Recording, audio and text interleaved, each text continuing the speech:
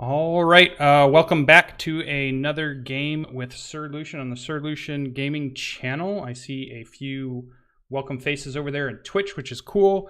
Friday night gaming, we're going to do some Dungeons & Dragons 5th edition, and this is the mega campaign. So, we are going to jump right in with our players. This is one of those campaigns where it's a West Marches style, so if you haven't seen that, you can look it up, and it's one where anybody can come and play as long as they create the character from our system, jump on our Discord, join up with a group, and just go out and have some fun. And that's what we're going to do tonight. So it's going to be super cool. So tonight's expedition is being led, let's go up here over to our other screen here, has been put together by Iravel, I believe, correct? You are the expedition leader for tonight. Nice. So what that means for some of our players is that it's up to them to schedule themselves to play games. I put up different times that I can run them, and then the players themselves get together, find players that can meet that schedule, and then they decide where they're going to go. And tonight, Iravel was able to put together a group of 4 more stalwart adventurers. Some he has adventured with before, some that are brand new, hasn't adventured with quite yet. And they've decided that they're going to head out from Fort Bastion out to a spotted shipwreck out in the northern coast. So north of where the town is, they're going to head out that way and see what they can find. So I think we'll open up the session so that we can introduce our characters. Typically, if there's a new person playing for the first time, we start with our tavern scene, I believe, that I think just makes it easier for us to get a good description, get a little bit to know that character. And we've got a couple of them tonight. So we're going to get to know some new characters, and then we'll go ahead and jump into the meat of the game. So you can see all of our awesome players here. They're all from our Discord. So we have Azer up in the top left. We've got Ardrith in the top right, or I'm going to try to point to him on my screen just in case it's flipped in Twitch, because sometimes it flips it. Down in the bottom left for me is Pelly. Down in the very bottom right below is Danimal. And over in this bottom right corner, we have Disciple. They're going to tell us about the characters they're going to be playing when we jump in. And here we go. So I think we would start with it's early morning. You've spent several days gathering your party. And for those of you that if you think you need additional equipment, you could have purchased it in these previous days. So you would have had some time to buy anything else that you might have needed. And then you were asked by Iravel to meet in the morning that you were going to set out on the expedition. And we see probably Iravel there first in the early morning coming down from our rooms that are above. We all kind of hang out and congregate in, let me jump over. I got one more screen I need up real quick. There we go. There we go. So the lovely coin, for some reason it slipped my mind, but the lovely coin is the adventurer tavern and inn that all of our adventurers around town stay in when they first get to Port Bastion. This is ran by a robust half-orc woman named Rula that everybody knows. She was an ex-adventurer who then spent all of her fortune and all of her adventure kind of spoils into building this tavern and kind of being the facilitator and liaison with the town for adventurers, because adventurers can be rowdy, and she does a lot of work to make sure that they have all of their excess energy pointed out in ways that will benefit Port Bastion instead of wrecking it or tearing it down in some way. So we see the opening scene is as Iravel comes down the stairs from up where the rooms are, sits down at a table, and breakfast is brought over. Has been here now several weeks and has become a regular here and is known by Rula, who gives a nod as you go ahead and sit down. And then who would be our first person who would like to be the second person that comes down the stairs and meets Iravel? Who would be the second person? Could be any one of you. Scout. Oh, Ardrith.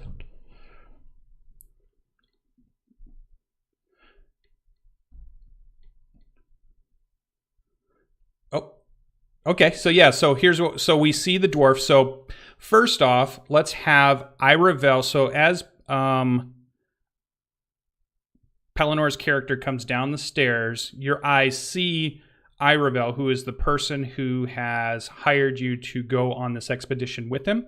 And go ahead, Iravel, give us a description of what Pelinor's character would see as he comes down the stairs and sees you at the table. What is it you look like? What are you dressed in? What do you have currently on you as you're waiting for your expedition party members to arrive?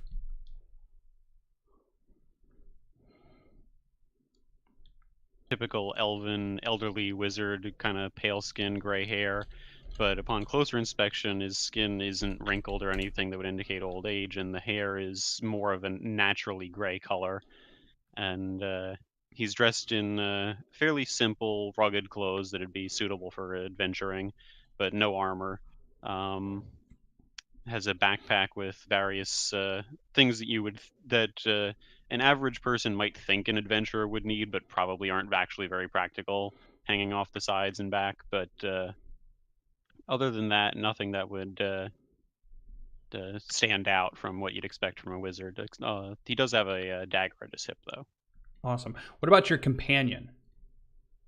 Oh, yes. You would also see my pet raven, Edgar, Yeah. probably perched atop my shoulder. Awesome. All right, so your eyes are caught by movement coming down the stairs, and this is Pelly where your character comes in. So go ahead and give us a description as the camera kind of pans over to your dwarf coming down. Tell us a little bit about what you look like, maybe some of the equipment that kind of gives us a hint at what type of class you are, or what type of kind of adventurer you are. Oh, I think you're muted. Did you hit your mute button? There we go. There we go. Hunter's coming down the steps. He's looks like your typical dwarf, short, wide, red hair, bushy beard, well kept. He's wearing leather scale, wearing some armor. But you can see these instead of he does have a bow, but more prominently is the axe and the hammer that he's carrying on his hips. Awesome. And so you see Iravel there sitting at the table, already having breakfast. And Iravel, what's your typical breakfast? Like they know you enough in the inn that you probably order the same sort of stuff. What's the kinds of stuff that you'd be eating at the moment as you're waiting for your companions? Probably something fairly simple like bacon and scrambled eggs. All right, awesome. And then, so Eingar, right? Is it Eingar or how are you pronouncing it? Eingar. Okay. So Eingar's actually newer to Port Bastion. The ship had come in within the last probably week or so. You've spent the time exploring the town, getting to know like just the layout of Port Bastion. There's a map in the handouts area also if you want to take a look at it. You don't have to, but just to give you an idea of kind of the area you're in. And you've been hearing kind of the rumors and talking to other adventurers and trying to get a lay of the land. And now that after this 3-month voyage coming over from the Sword Coast, you finally were able to get everything ready, join up with Iravel to go out on an expedition. So this will be the first time that you actually leave Port Bastion and head out into Revonar. So who would be our next person down? Who would be the next person? So Faik comes down the stairs next, and the biggest difference is you see his feet place on the stairs, and you notice the steps a little bit heavier than normal. Tan brownish boots, tan pants. The most striking difference is that about the point where the dwarf's head had been, you're noticing that Faik's waist hasn't even come down the stairs yet. So Faik is 6'8", weighs about 250 pounds, has to duck to get down the stairs. He's an earth ganassi, and the thing you'll notice is the brown earthly hue of his skin, and there's a faint glow and cracks in his skin that kind of permeate a silver light. He's got silver eyes. He walks over, pats Aravel on the back, kind of a friendly gesture. Um, Looks at the barmaid, orders in a massive quantity of food, which Aravel is one of the first to notice is much different than his last eating habits when he seemed to skimp food off of everybody else's plate. But now that his pockets are a little bit heavier with gold, he's going to feast for the day. So sits down, orders 4 beers, 2 for himself, 1 for the dwarf, 1 for Aravel, and salutes. Awesome. And so you've actually adventured with Aravel before. So you were somebody that he recognized and has actually been out in Revonar with. You've been here about as long as Aravel has. Both of your ships had put in probably about 4 to 5 weeks ago. You guys have been here from the beginning. But you do see a new person that you have not met before, Eingar, sitting there. Aravel, have you told the other group members, do you think that you would have all met and talked, or would you have talked to them individually, and then this would be the first time everybody's coming together? How would you have set that up? I think we probably would have arranged at least one meeting together beforehand to kind of discuss our strategy going out. Okay, so they've at least had introductions, and so you've at least seen him, before, and looks like has his gear and ready to go. And Fahik, also played by Ardrith. So Eingar played by Pelly, Fahik played by Ardrith, and Aravel played by Azer are at the table. That leaves us 2 more members of this expedition to come down. Who is the next member to arrive to the breakfast? Well, you all hear some loud steps coming down from the stairs as you see a lumbering elephant-like person appear from the entry. He looks around the tavern, looks awkward, but is trying to feign a sense of confidence as he sees what seems to be the expedition that he was going to be leaving with, sitting down at a table drinking. He walks on over and tries to awkwardly sit down on one of the chairs. Awesome. And this is the first time that anybody here, and I think at this point of all the people, and though probably even Earth Ganassi are not necessarily plentiful, dwarves, elves, brooding adventurer types, those are all things that people have seen. But Aloxodon is probably something that nobody has seen. And you always seem to get stares at the moment. So at least for this time being, you've also just arrived within the last week. And at some point, maybe we'll have to sit down and we'll have to do like a little mini adventure where we decide how Aloxodon even made it over to the Forgotten Realms in some way. That might be a fun little one-off adventure somewhere on down the line.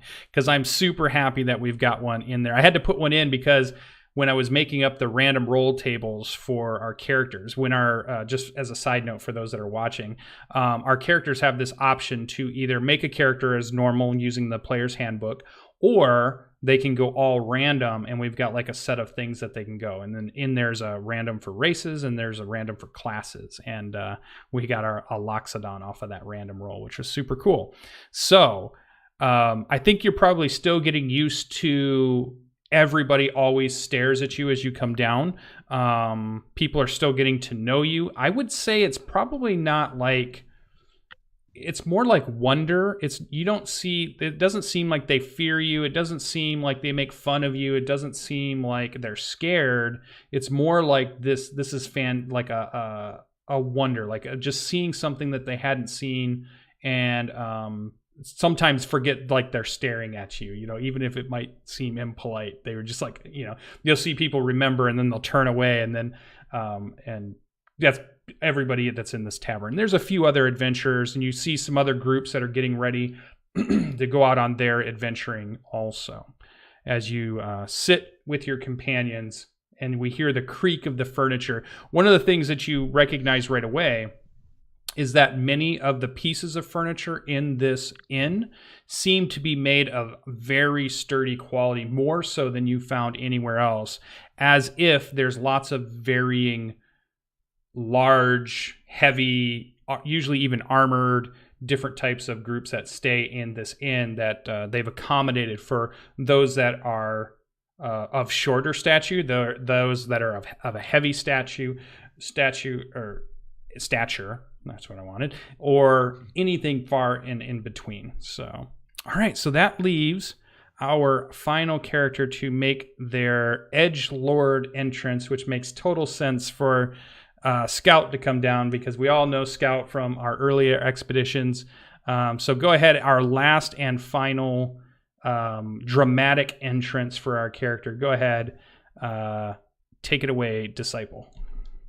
And that was a bang, but with a whimper. The first notice that any of y'all have of Scout is when Aravel's pet raven kind of squawks a little bit, and you guys turn and see that Scout's trying to feed her some food and trying to get it to let her pet. I don't know if the rear raven's a friendly creature or not. It's a familiar, so it's friendly. Okay, yeah, so she's petting it and feeding it, and she'll just, without really much talking, she'll just kind of nod at everyone and take a seat next to Aravel, and pull out her own little sketchbook she has that she keeps her personal maps in, and she's a human female, a little below standard height, like about 5'4", 5'5", maybe, with black hair but tied in the bun, and wearing leathers and traveling rugged traveling clothes, and usually just keep a dagger on her at all times. Awesome. All right, so those are our expedition party members for tonight. So we have some that have been out before, some that are on their first trip. So this will be awesomely fun. A tradition for the tavern here is that as you finish your meal and you are now, the sun is probably within 30 minutes of rising, and you're going to get a nice, good early head start heading north out of town of Port Bastion. Something that is familiar to Iravel and Fahik and Scout, but new to Eingar and Drubrin, is as you stand up and as you gather your gear and you begin to walk towards the door, we hear Rula start pounding on the bar, and you hear her shout, "All right, you mongrels," and shouts the woman who's described as Rula, the half-orc proprietor. And she says, "Raise your drinks for those who never returned, and a moment of silence until all hands are held high in homage." And what you see is a lot of servants run around with free mugs for anybody that's in the bar except for you guys. And as you're walking, you see all the adventurers in the inn stand up, raise their mugs, and right up until the very last person has raised their mug, and everybody at the very end, and it's just as you're hitting the door and you're opening the door, it's about to open up, Iravel is leading the expedition out, and we see then Rula speaks again into the silence while staring at the ceiling. "O gods and goddesses, both new and old, protect the fallen, guide the living, and smite those sorry asses who are too afraid to face the beast." And when she says the word beast, everybody in the tavern shouts "beast." And just as we hear that echo off of the walls, the last of you go out the door and the door closes. And it's a common scene that we see when any expedition leaves the Lovely Coin. And you are now on your adventure. So you begin to head through town. You can see that there's plenty of activity already early in the morning. Port Bastion is a bustling town.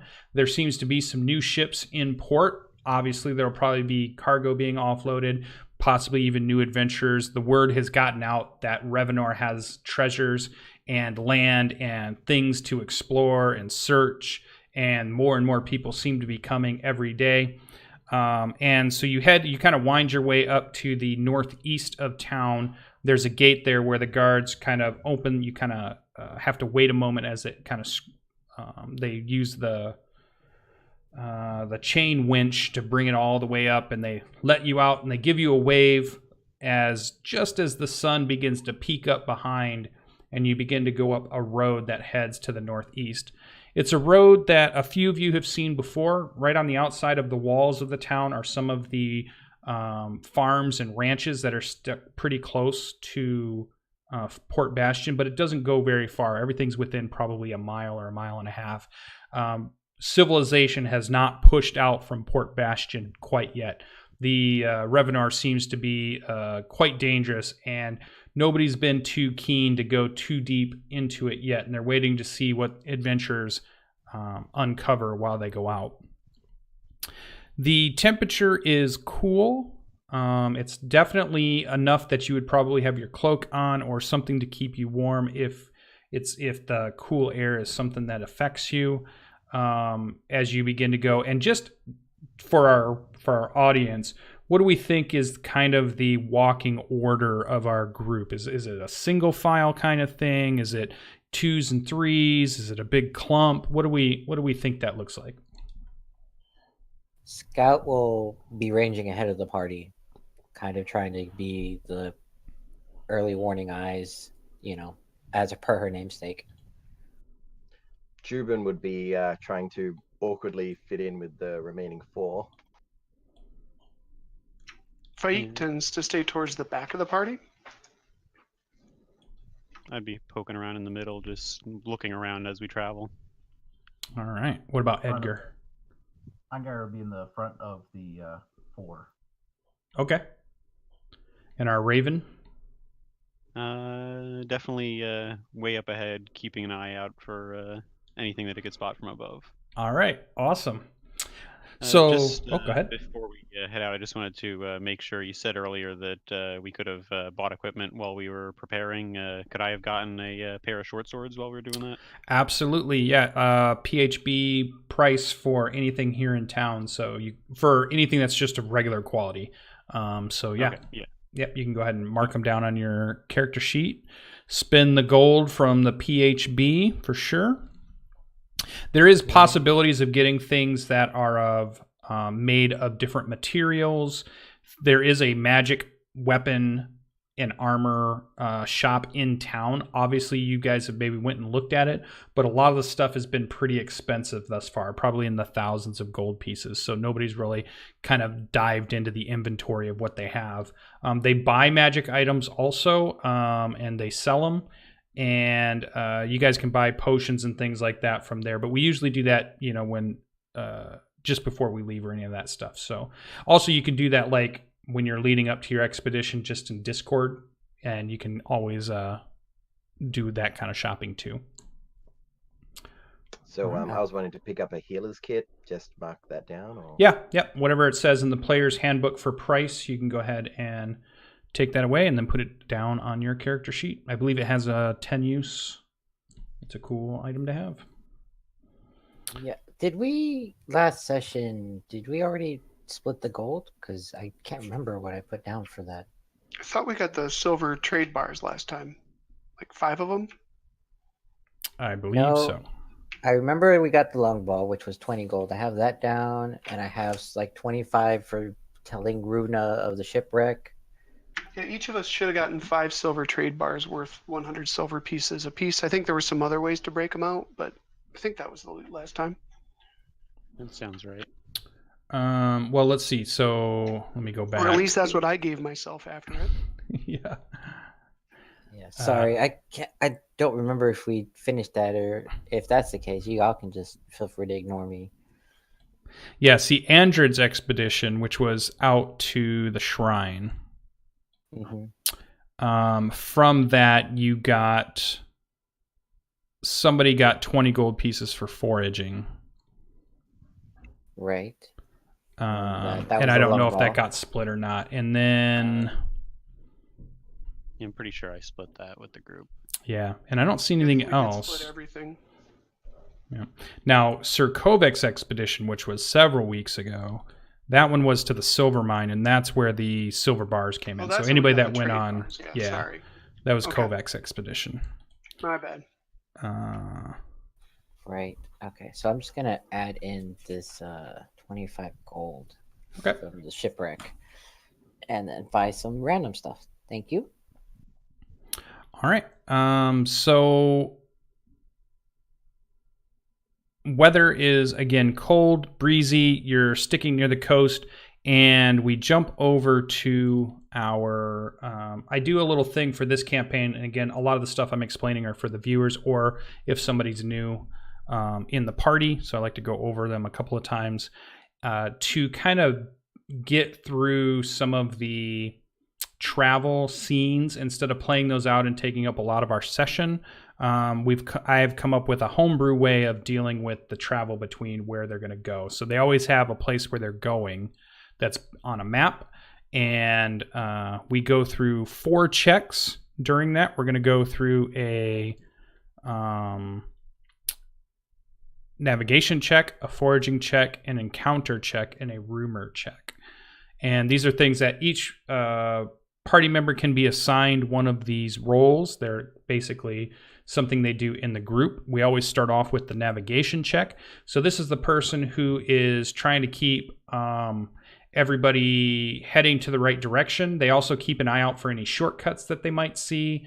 They're the ones who are trying to figure out if they see like a river, how they're going to cross it. If they see a ravine, how they're going to get around it. If they have more than one way to choose, they end up choosing that kind of thing.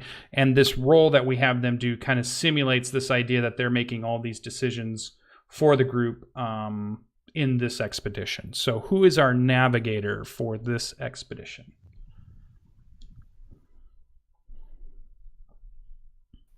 That was me, Perception, wasn't it? was that right? It's anger. Navigator would be the If it's survivor. perception, that's me. Oh, survival? That would be me. Okay, so Fahik is our navigator this time around. So he spends all his time surveying the land, keeping an eye out. Now, you know it's on the beach, and you know that you can go up the beach, so it's not like you can get lost, but you can see it wind around, and sometimes you can think, well, if we just go this way, maybe we'll save ourselves some time. If we go around this, or there's maybe some cliffs that you have to deal with, or just something where the beach kind of stops, and you have to go up in the forested area and then come back down to where the beach is. So it's maneuvering around, heading basically north along the shore as best you can.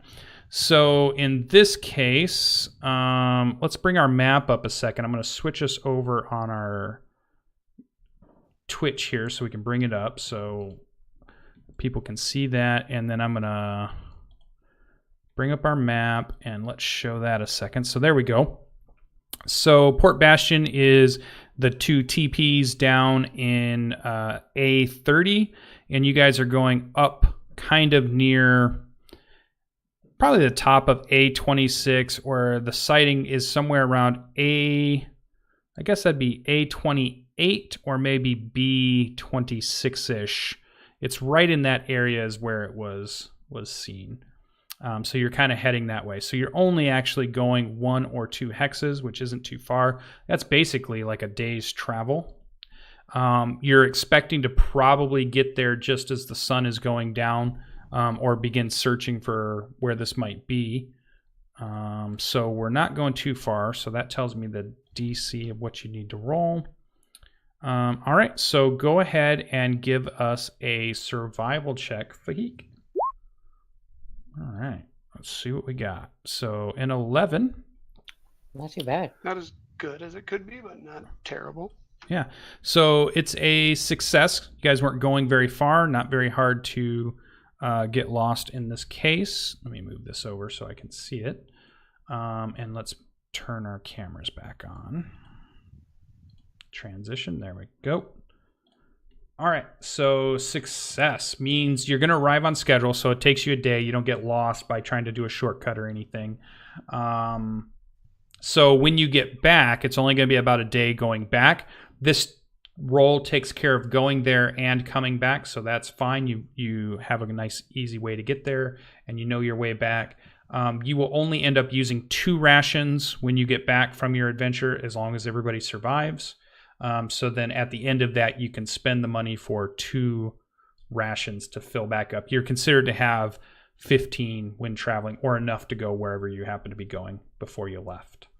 So that's good. What would have been nice about that, critical successes can give you more things. Failures can give you some things, and then critical failures can give you some really interesting things too.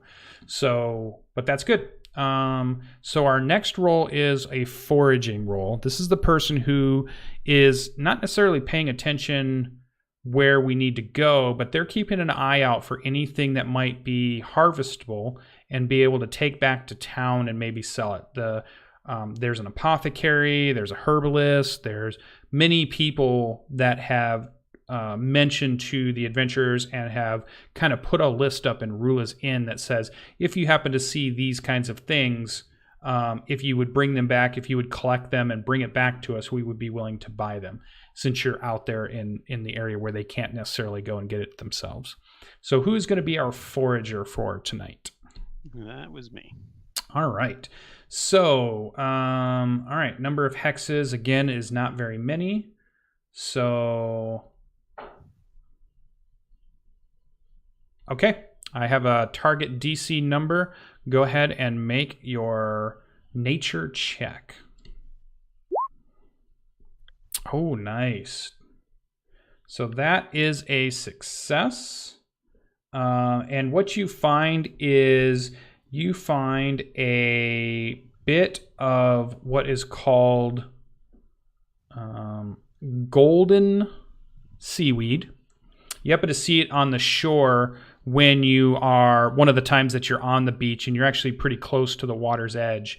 And it's something that is used in helping with inflammation, and some can be used as a medicinal purposes for people that might have colds or pneumonias and things like that. You're able to gather enough that when you take it back to town, you'll be able to sell it for 20 gold. So you can go ahead and mark that down as long as you survive and make it back to Port Bastion. All right. So that brings us to, that's a good roll. So that one's a success. Let me mark these down so I don't forget, because you'll get XP for successes. Where's my notes? There they are. And so that one was a success. And success. 20 GP.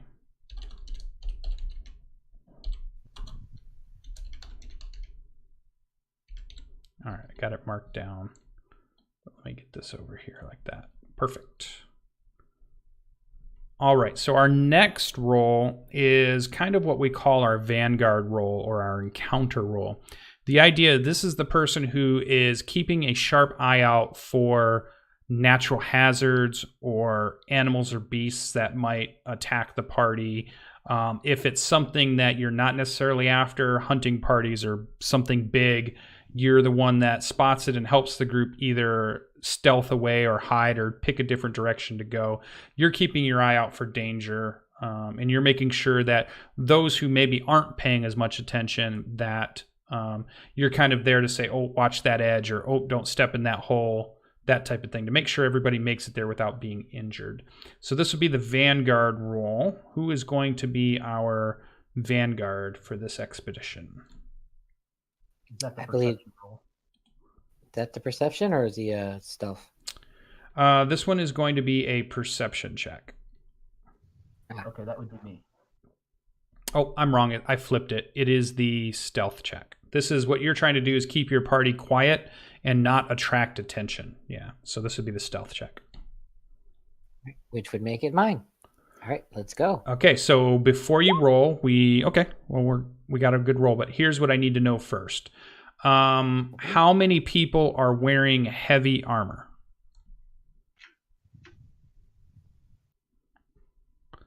So nobody? All right. How many people are wearing medium armor? So that's going to be your chainmails and your things like that. Scale mail is medium, correct? Yes.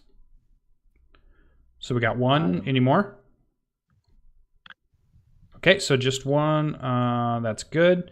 And then do we have arcane casters in the group? Any arcane casters? Yep. 2 of those. Okay, so that gave us a total modifier of, not bad. That was only going to be 4, but you rolled high enough that you succeed in making sure that you don't draw the attention of anything dire while you're out, you don't come across anything. So a success for the encounter is on the way out, you actually notice a fishing boat that is not too far out. They're staying close to the shore. It looks like they've got nets out, and it looks like as you're walking by, they have some nets that are laid out on the shore. But then in their boat, it looks like a man and his son are setting nets maybe 20 yards out as you begin to approach. Is that how would the group react? Other than letting the group know that there's a fisherman here, Scout probably would kind of just reveal herself a little bit from a distance and kind of wave to get their attention. Yeah, you see them wave, and they kind of give you a wave back, and they kind of stop setting their nets, and then it looks like they begin to kind of row in. And you see it's basically just a rowboat, kind of a fishing boat, pull in, and the boy jumps out and pulls the boat up onto the shore. And what you can see definitely out in the ocean area is it's definitely like a deep blue ocean, the type you would get in more of a northern climes, more of like a deep ocean, not like a Caribbean kind of blue, but more of a darker blue, like an Atlantic Ocean blue or something like that, and definitely up in the colder climes. The waves seem to be are pretty mild for what it seems like in the day, but off in the distance are definitely steely gray clouds that seem to be coming from the east to the west. So it's obvious that probably within a week or two there will be a storm that'll come through, and that's been pretty common in Port Bastion, the rainstorms that come through. And as you see the boy pull the boat up, and the father kind of jumps out and he walks over to Scout, and then you can see that his hands are all gnarled from working with line and stuff, and he gives you a symbol of like a hail as he walks up and approaches. Hello, how are you, sir? And he kind of looks you over and he's like, we don't see people out here too much. It's usually pretty quiet, but are you where are you headed? North a little bit more, actually, but do you happen to know of a ship? I see ships, yeah, going back and forth. They kind of come down this area. They stay close to this area because just out there is some shoals that seem to cause quite a bit of damage if the captains don't know what they're doing. So you'll see plenty of the ships that are coming over from the Sword Coast kind of sail through this area right along this beach before they head into Port Bastion. Do you happen to know if one of them have wrecked recently? Oh, you mean the wreck ship? He said, yeah, I've been hearing about that at the tavern. A couple of the other fishermen that I know had been talking about that. They've seen it quite a bit north, though. You guys are still probably at least half a day journey or more. Well, that's a relief to know that we're on the right track. You haven't seen it yourself, have you? Or perhaps no, we haven't wandered that far up. The fishing beds right here and the crab beds have been really good in this spot. And he kind of gives you a wry smile, and he's like, "Don't tell anybody though, because this is my spot." Like he's got the fisherman. I've called this spot, so don't be telling anybody and spreading the rumor. But he says, "No, we haven't gone too much further north. We don't want to get too far from Port Bastion. We know it's still a dangerous place out there, and I've got my son working with me, and I don't want to be too far. But it's good to see the adventurers and more, denizens of Port Bastion pushing out beyond the walls. Seems like too many people stay inside, if you know what I mean." And he kind of gives you a knowing wink. She'll wink back and nod and say, Of course. So if you ever need an extra hand, let me know. Be willing to come help out for some extra fish, All right, yeah, he gives a hearty laugh, and he's a human. His son's human, and he's like, "Well, then I got to get back to work, or the fish won't catch themselves." And he gives you his name as Bengal, Bengall, And you can mark that down now as a contact, and you can always use your contacts to try to get more information when you go do other expeditions if you think they might know something about it, or they might have been able to hear a rumor or something. So just like in one of the other expeditions, the group met a scout, and I believe I'm trying to think of what the other group, and one of the other groups met a darkling group. So everybody's making contacts. That was actually me. Yeah, good. I found his name was Ascatuero. Yeah, I believe his name was. Yeah. 2 for 2. Good job making some contacts. So all right, so yeah, he goes back off, and you see them kind of go back out to where they're setting their lines. And if I could catch them before they head off, I just wanted to ask if they've seen any other ships that cut close to the shore but aren't heading to Fort Bastion. Yeah, and as they're kind of just shoving off, and he's starting to kind of row out, he's like, no, everything that seems to come through here is definitely heading to Port Bastion. The only thing you might see is ships heading back out to, out towards Sword Coast. I don't know why it slipped my mind. Back out to the Sword Coast, but they're all ships that we recognize. I haven't seen anything that I hadn't recognized before. Though the rumor was that whatever's wrecked out there didn't look like it was one of ours, he says, as he's rowing out through the waves. Scout waved goodbye as he pulled away. Yeah, you see the boy wave back, and they go back to work. So, all right, awesome. All right, that will lead us down to our final skill check of heading out and coming back to our expedition. And this is for what we call the rumor check, or this is to see if there's anything else that you might pick up that could be something that a group of adventurers would be willing to go investigate. So far, things that have been found have been like shrines. The shipwreck was a rumor. Trying to think of what else. Recently, there was a grouping of stone pillars that was sighted to the north. Nobody's checked that one out yet. So these are things that this person keeps their eye out, and what they're looking for is things either in the forest or near the shore that could be signs of civilization or signs of the old inhabitants that used to be here, or just something that, caves, or just anything that might be interesting, anything that definitely might hold treasure of some sort. So who is going to roll for our rumor? This is a perception check. Eingar is going to roll for that.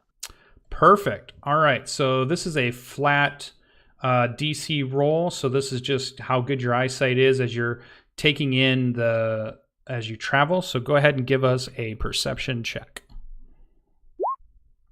Okay, so that would be a no sighting. So it's failure, but it doesn't mean like bad failure. It just means there was no sighting for this trip, but that's okay because you're only one hex out, so it kind of makes sense. It's maybe you guys didn't see anything else that would form a rumor. So perfect. All right, we have that set. So what we're going to do now is our camera kind of pans up and out. We see our adventuring group making their way along the woods, the light woods area to their left, which is to the west, and the different rocky, sandy beaches. And sometimes it goes from sand to rocks to back to sand again as you go. So it kind of goes in and out as the breeze comes in. And our camera pulls further back, and then we see Edgar flying and using his wings to lift on the breeze in the air, who can just see Scout up ahead. And what we'll do is we'll go ahead and take our first break as our camera begins to pan in, and we have like a scene transition to where our group comes into their first sighting of a ship on the beach, is what it looks like. So we're going to do a quick break. We're going to be able to use the restroom, get our drinks filled, get some extra snacks or food, and then we'll come right back. For those of you that are watching, don't go anywhere. We're about to get into the action as we see what our group does at this shipwreck. We'll see what ends up happening. So don't go anywhere. We'll be right back.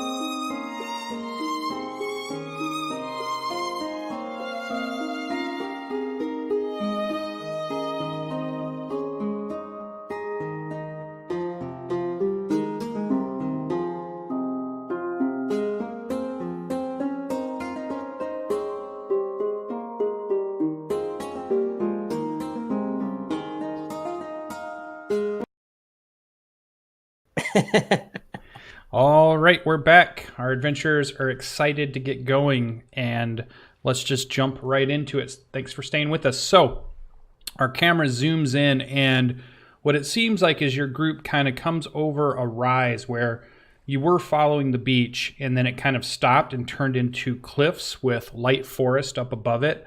And to get around that, you kind of went inland a little bit, went up the rise, got up on the top of it. When you got on the top of this lightly forested area, down in this cove, you can see a ship that seems to be resting down inside this cove. Now, it looks like the tide has come up slightly to where the ship is, and it's still probably maybe... I bet it's probably from the top of this rise that you see it, maybe half a mile away, as you need to make your way back down and into where this cove is.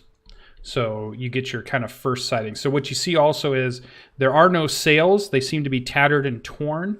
You can't make out a ton of detail, but it does look like it's a weathered ship that has damage. It doesn't look like it's sinking. You don't see any noticeable breaks or anything from this distance, but none of the sails seem to be functioning, and it doesn't seem to be moving. Even though the tide is kind of up near it and around it, it seems to be firmly stuck in the sandy bottom of the cove. Could I make a check to see how old it is? You could probably once you get closer, but from this distance, you wouldn't be able to see too much detail yet. Can we see how deep the water is around the big ship? It looks very, very shallow. In fact, it looks like it's only probably been in the last hour or so that the tide is pushed high enough to get kind of close to the ship, and maybe not even all of it. You do realize as you're kind of judging from the setting sun that you probably have about another hour, maybe a little bit more before the sun sets. So should we head on over or send a scout? Well, I can always send Edgar. Edgar best. I'll call Edgar in, tell him to fly out ahead. Don't get too close to the ship, probably no closer than 100 feet away from it. Just give it a couple circles around, see if he spots anything suspicious, and then fly back to us and report. Okay. Scout's gonna post up along the cliffside, I think, and be ready to hit anything that tries to kill Edgar. Yeah, and your familiar, what's the intelligence level for your familiar? It is a 2 intelligence, -4 modifier. And does it understand your words, like you speak to it like it's a talking thing, or is it more like, you have to remind me, is it more like it understands your commands and you understand like basic responses? Well, the rules for the familiar say that you can communicate with it telepathically. So Okay. whether that means it can understand me and I can understand it, I'm not entirely sure. Yeah, well, I'll let you choose. What do you think? What makes sense for you and your character? Well, given it's particularly that it's a raven and the connection that I have with ravens, I'd say I'd probably be able to communicate it with it fairly well. Okay, and so what do you tell Edgar to look for? Signs of life, basically. Okay. So you see Edgar kind of wing out and head down towards the ship, keeping a good distance away, but ravens have sharp eyes and can pick out quite a bit of detail. You see it kind of make a circle and make another circle, and then it heads back up to you and then kind of lands on your shoulder and gives a kind of a head shake that he didn't see anything living. I'll relay that to the group. He thought he might have seen some food though while he was out there. He wants to know if he can go eat it. Maybe wait for us to get there. Okay. Gotta feed Edgar. The mention of food. And he kind of says to you telepathically too. He's like, "But I've got dibs. Don't let anybody else have it then." Because you're making them wait. Understood. Okay, so you guys make your way down. Now, has the order changed in the way that you guys are approaching this, or is it the same thing as the way you've been marching all day, heading down? You're kind of going down some steep incline, lightly forested, maneuvering back and forth as you're beginning your way down towards to get into the cove.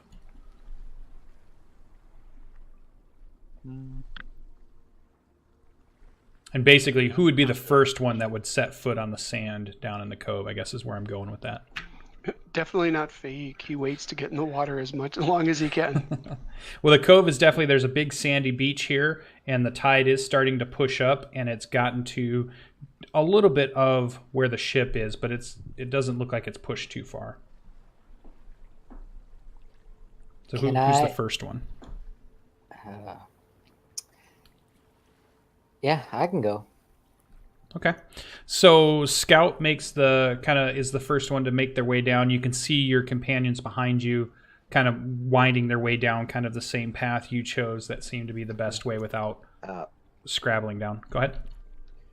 Before Scout leaves, Drubrin gently touches on the shoulder and says, You have been blessed.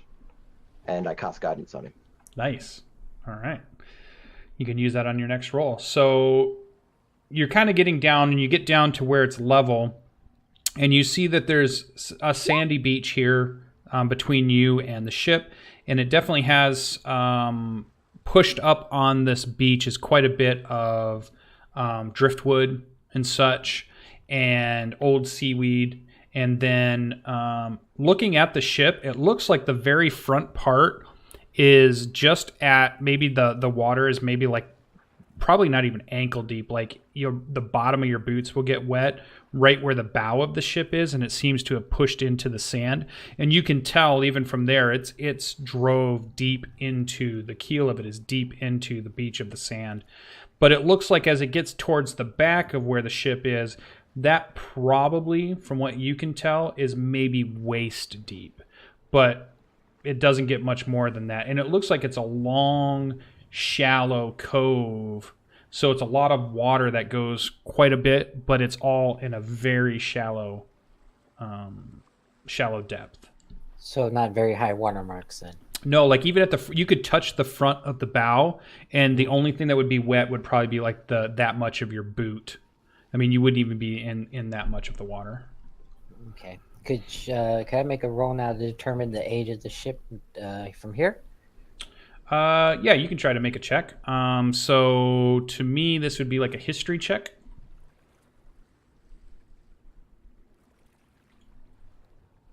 Oh, I have a horrible history, but that's okay, because you get to roll that, and then you get to roll a D4 to add to it, correct? Yeah, because it's an ability check. Oh, good roll. Can I hold on to that? I think you have to use once before the spell ends. It lasts for a minute. Yeah, so you'd want to use. Yeah, it's only gonna last for the minute.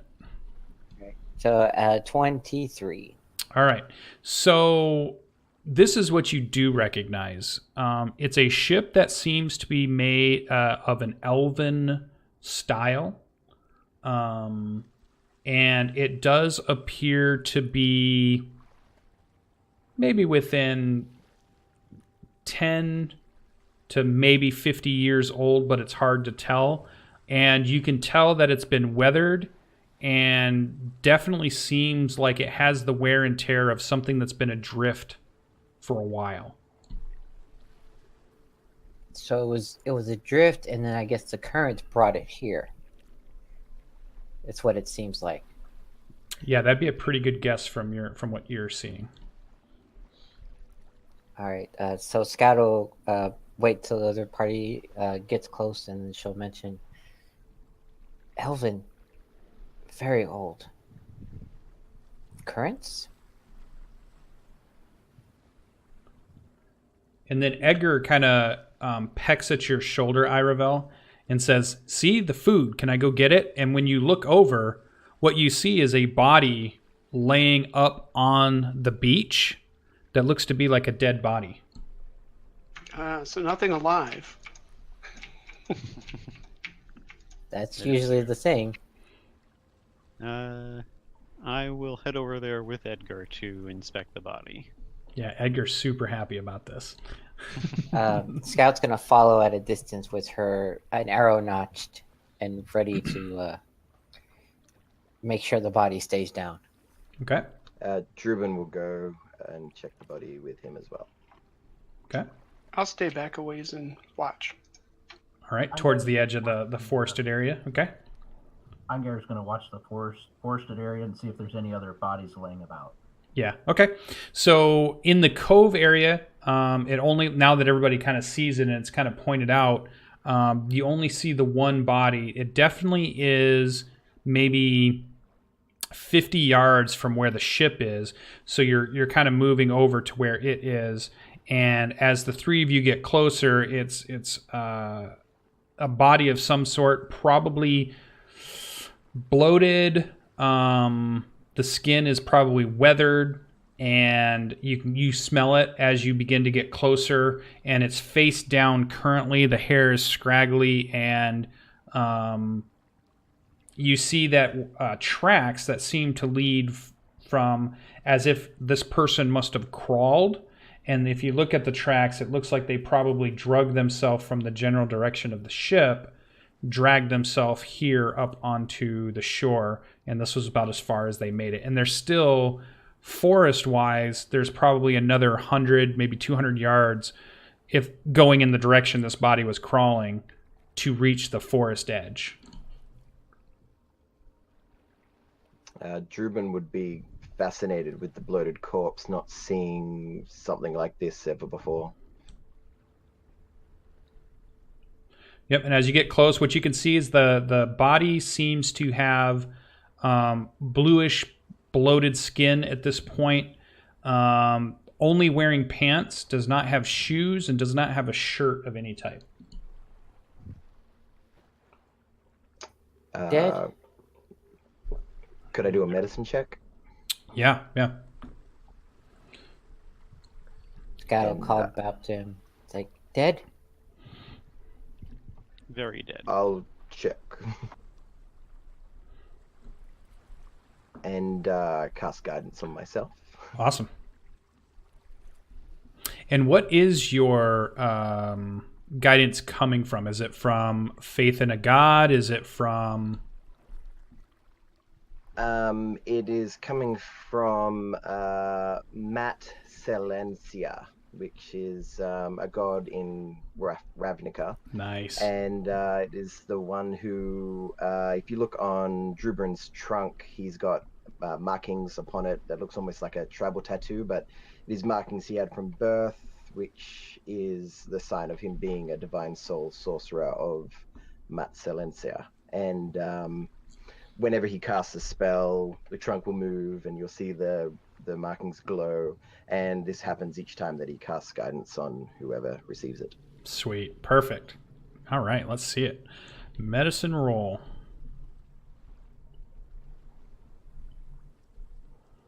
Oh, crits it even, Not which bad. is super nice. So you're like a CSI detective at the moment. You're like you're like one of my favorite shows, iZombie, where they have the mortuary guy. That's super good. So you kind of examine the body. Guidance. Yeah, it didn't even need it, but still, yeah, you can if you wish. I like to roll. So as you kind of maneuver the body respectfully, you recognize that it seems to have several puncture wounds that definitely led to the demise of, and as you turn it over, you think that this is probably, though disfigured and bloated, a corpse of an elven male. The clothing seems to be consistent with what you would have seen sailors wear. A lot of times they don't dress as much with the taking care of the ships, keeping their feet on the deck, and usually it's much hotter out there working in the sun all the time, so they're usually dressed down compared to most people, and that is something that kind of stands out to you. Looking at some of the other marks, there does seem to be some long slashing marks that could be either from cutting, or they could be several slashes. They could be an animal claw. It could be something. It looks like maybe something has nibbled on the body here and there. You think you've seen some marks, and it could have been, nocturnal creatures that have come by, maybe tried to taste what it was and then left it. Though it doesn't seem like anything came by and tried to take big chunks out of it. And it's clear that as this person was alive and dragged themselves up the beach, it was blood loss from these puncture wounds that eventually did this person in.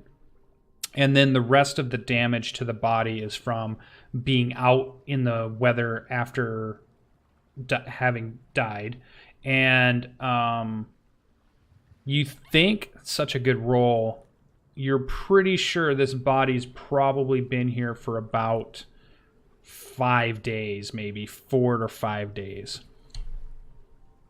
So I relay that to the party in very simplistic terms. Just going to, just because I have this weird hunch, see if there's any indications. I know the body's kind of bloated, so this might be a difficult check, but see if there's any indications that there might have been shackles or ropes that might indicate that this person was a slave on the ship rather than a sailor. Yeah, so you squat down next to this body, and you kind of move the arm, and you look, and you don't see anything upon the ankles or the wrists. You do recognize, as you're looking closer, the hands are weathered and well used. It's obviously that you can see the calluses from working with rope, and somebody that worked with their hands quite a bit. Their feet, you could see, are rough. And then, the body just seems to be damaged, but it's definitely from, some type of wounds it received from some type of puncturing implement. After hearing Zuber's explanation, I would like to ask: do you think those puncture wounds are from arrows, or would they be from something smaller like fangs or a small knife? Yeah, his medicine roll is so good. These puncture wounds are from something large and definitely pointy. I think like a sting or a bite. Yeah, you're thinking something long, like maybe sword length, maybe longer, maybe it's definitely bigger than like an arrowhead, or at least a typical arrowhead. And it looks like it went in and pierced down into the other organs, or, kind of sliced through the bone. So whatever it was, it's definitely at least the size of a short sword. Could have even been bigger from the wound marks. Sea monster. Potentially. Lost elf ship? So now the three of you who are near the body, which puts you closer to the ship than the other two, go ahead and tell me what your passive perceptions are. 14 for me. 12 for me. 13. Oh, pretty good. Slash roll. Oh yeah. Okay. Cool. All right. I was just gonna say faintly that while we're doing this, I'd have knelt down and offered a quick prayer to the Raven Queen to guide his soul. Okay. So over the sounds of the lapping water and the waves that kind of make that rhythmic noise against the hull, you do hear the creaking of the ship slightly. It makes a lot of different settling sounds here and there, but all things that are very typical of a ship, a big, large wooden ship. But you start to pick up like what sounds like a faint maybe like a hammering. And it sounds like maybe somebody's hammering wood, but it's really faint. It's definitely coming from the direction of the ship, but it's hard to hear over all of the other ambient noise standing here on the beach. Scout will immediately like hold up her arm and motion everybody to kind of like get down and point at the ship, like to be quiet. And she's gonna try to stealth up to the ship. Yeah, and you hear like what sounds like it goes on for maybe 20 or 30 seconds, and then it stops, and then you don't hear anything again, and then you hear the rhythmic of it again, another 20 or 30 seconds, and then it goes quiet again. So go ahead and give me a stealth check as you begin to maneuver towards the ship.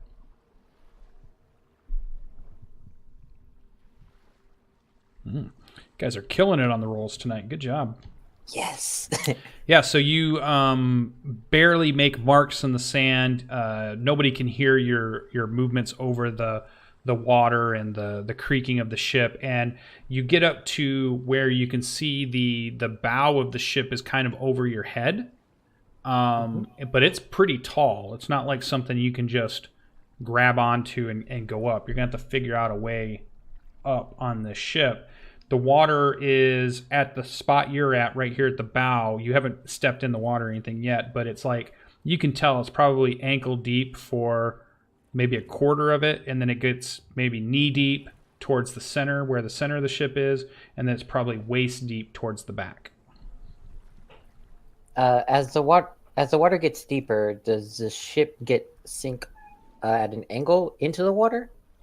It seems like whatever's happened is that this is driven up into the sand, and that though the water is pushing up around it, it's still a very shallow cove.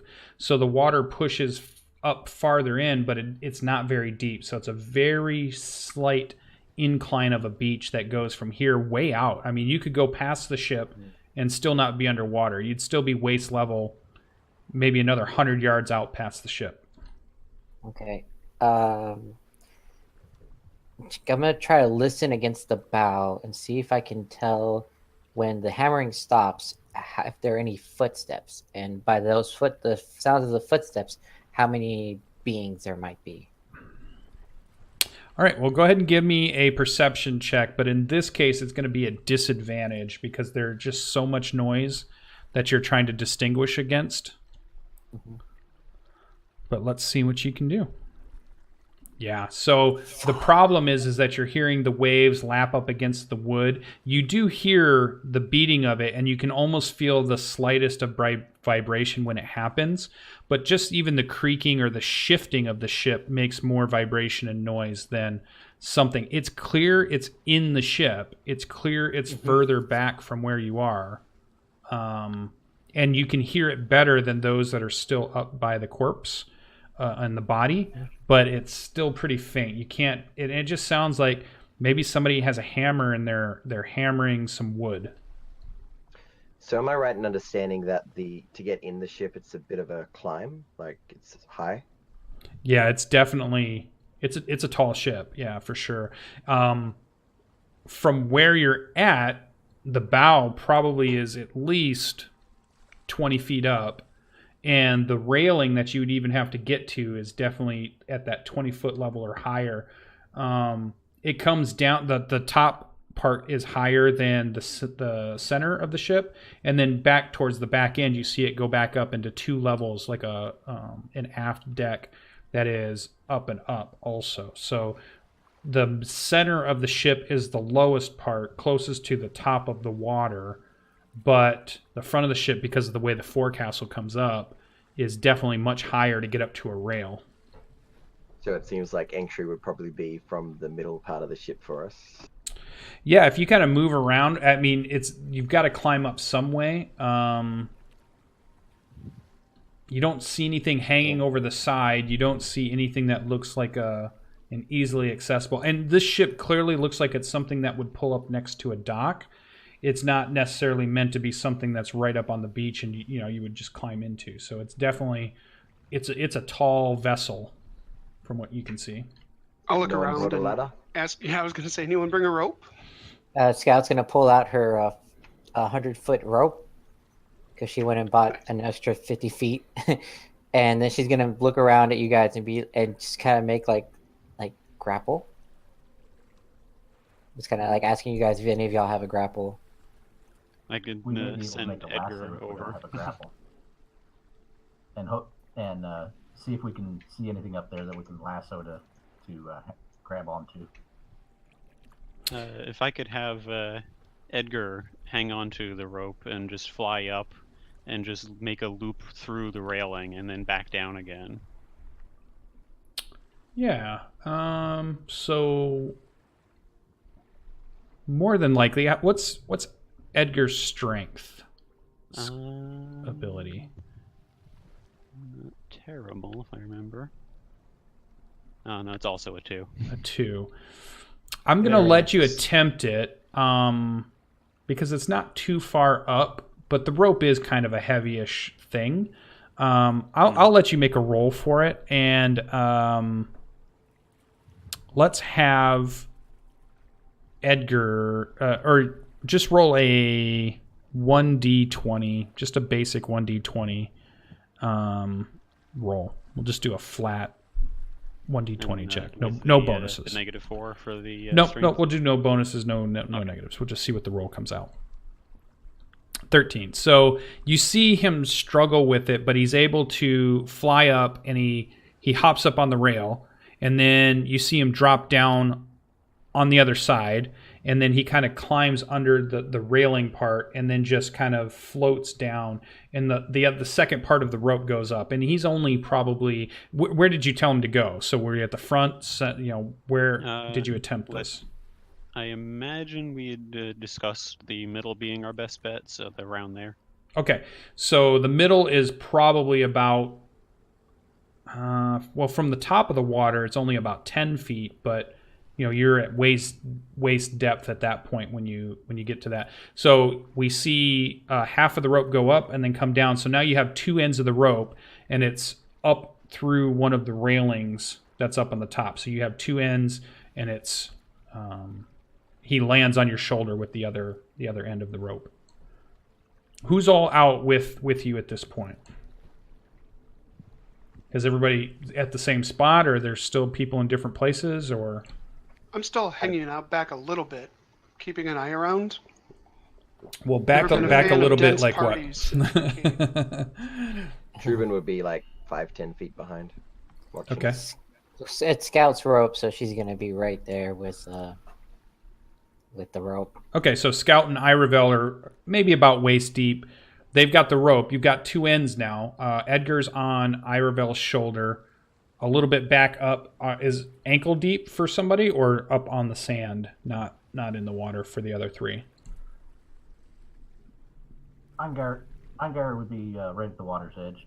Okay, so you're at the edge. Yeah, and that's not that far. It's the ship length is probably about. Oh, that's a good question. Let me do math real quick while you guys are deciding where you're at exactly.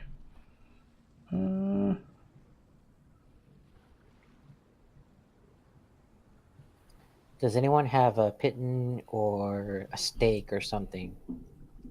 I can offer some pitons. Yeah, I'm gonna borrow one of your pitons and use it to tie one end of the rope into the ground.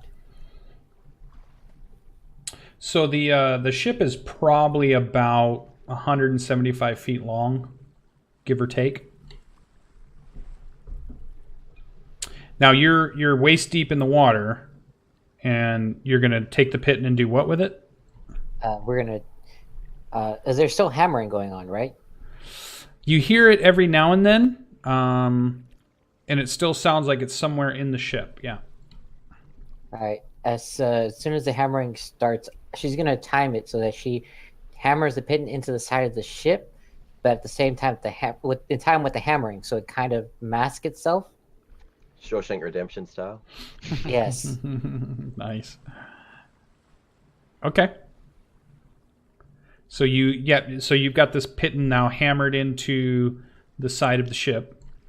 Yeah, and then use one end of the rope and tie it to the piton to anchor it in there. Okay, And so the you other one end should in. be free for us to climb up. Okay. Yeah, it seems like it's secure. All right. Scout will look at you guys and motion to the rope. Is like, who wants to go first? That's the the first question. I'll go up first. All right, whoever's going to go first, go ahead and give me an athletics check. Yeah, so... And how tall are you, Inger?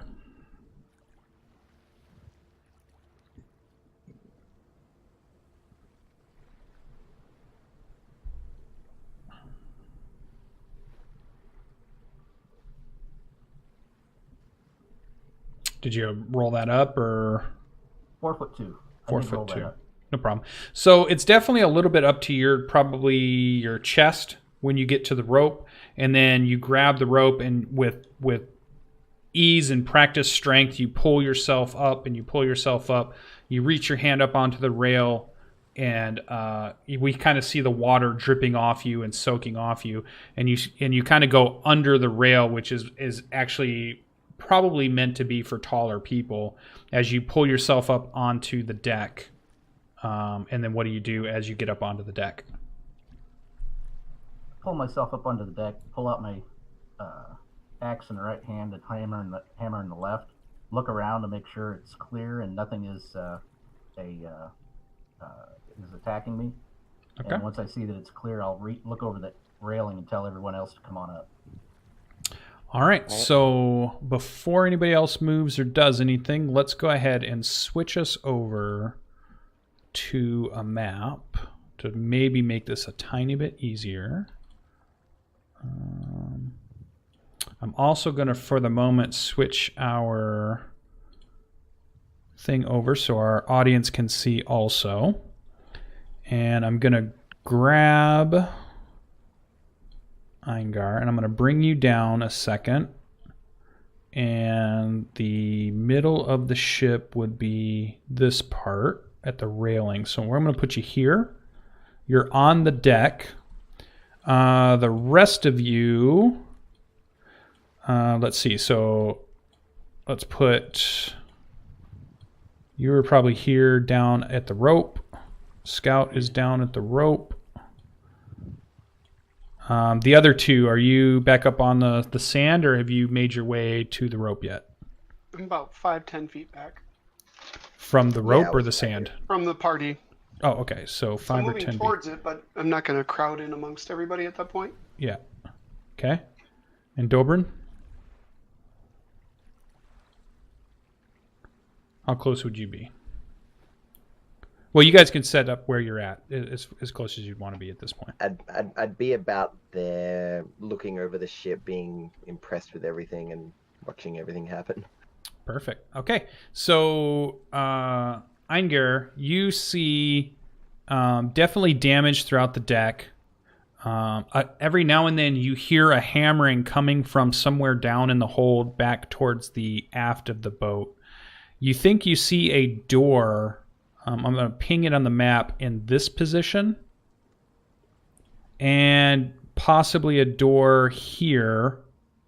And you also see stairs that go up in this here, which go up to a higher level. And these stairs here towards the back, as I'm moving around quite a bit, down here, they also go up to a higher level. And then there's even a third higher level at the very back. So there's like 2 more levels that go up at the back. Now, as you're crouched and you're looking, you can hear the sails above you tattering. You can feel the boat shift slightly here and there, and you can hear the waves lapping up against the wood. And every now and then you hear what sounds like hammering coming from the hold, but you see no movement, or you don't see anybody up on the decks. Does it sound like the hammering is getting closer to me, or just staying in one place? Seems like it's in the same place now that you're sitting here as you're listening. It doesn't seem to be moving, and it doesn't. It just goes, and then there's like a pause for a bit or a break, and then it goes again. It happens again. Right. Scout's gonna scramble up at at the all clear from the dwarf. All right. Scout, athletics check.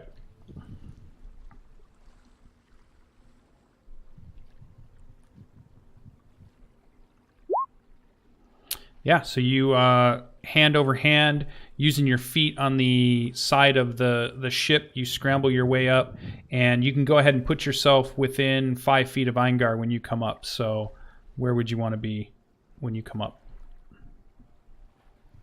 As they're coming up, I'm going to move in away from the rail about 5 feet. Okay. Go ahead. She's gonna move over to here, and take a peek into that hole right there in the deck. Yeah, it looks dark. You're not seeing anything in there. It's going to require some type of light to see down in. Again, when you get on deck, you think there's a tattered door that seems to be up towards the front of the ship, and you see a tattered door at the back, and then you see the steps that lead to the different levels. Assuming Aravel will be climbing up soon, Druben reaches out and casts guidance. All right. I appreciate that greatly. All right, what's Once next? everyone gets up on deck, I'll make sure and point out the doors, the steps, Okay. any other openings in the floor for him to look out for. Yeah. Scout will pull out one of her torches and kind of like whisper over to Eingard, "Light? No light?" I'm sure we'll need light once we go down below decks. And I don't think we're going to catch this thing on fire very well because it's probably fairly thoroughly soaked. Detection.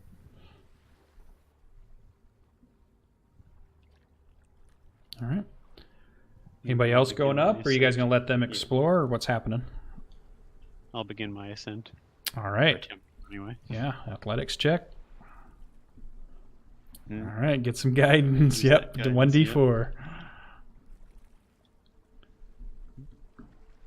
So you kind of scrabble up, and then about halfway, your feet slip, but your hands hold, and you kind of get your feet again as you're scrabbling. And Eingar and Scout can hear the kicking of the side of the ship a little bit. I was going to say, as soon as I start to slip, how far am I to the railing at that point?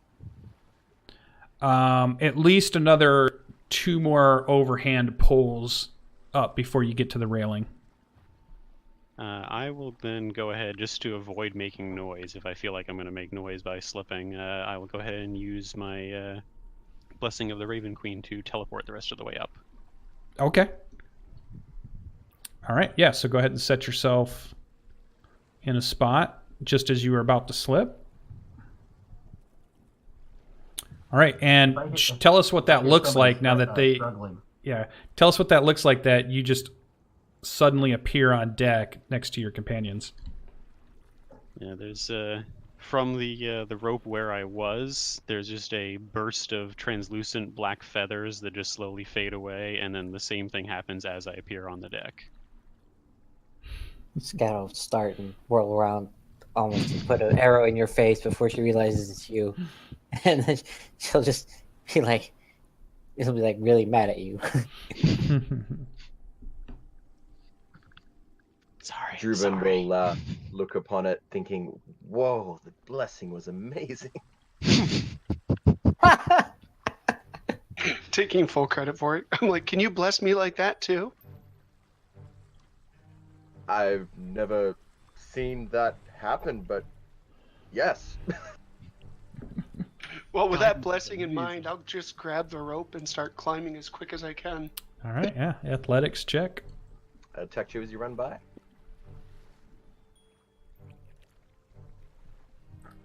Yep, you can add a d4 to that. And it's plenty to pull yourself hand over hand. You make it up to the rail. Does he burst into raven feathers? He does not. He seems to grab the rail, and he has to grab the rail, pull himself up, and then kind of step over the rail. He's too big to go kind of through it like Eingar did. And I look back down and go, what? No feathers? And you can go ahead and move yourself where you come up on deck. Iravel would probably have to move 5 feet so you have a space to come up, because you'd come up like here. Scout's gonna go ahead and head to the door while the rest of the guys are coming up. And I'll move out of the way up a little bit. All right. You're going to move towards that door? Okay.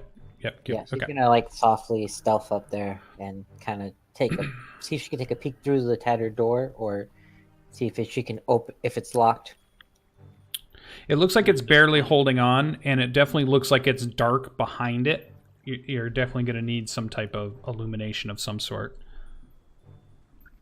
I was going to say, at this point, since we don't know what we're getting into, both my new short swords are out. Okay. Drubin will look at the rope, and palms getting sweaty, blesses himself, and then tries to climb up. All right. Here we go. Athletics check. Is there spaghetti on his shirt already?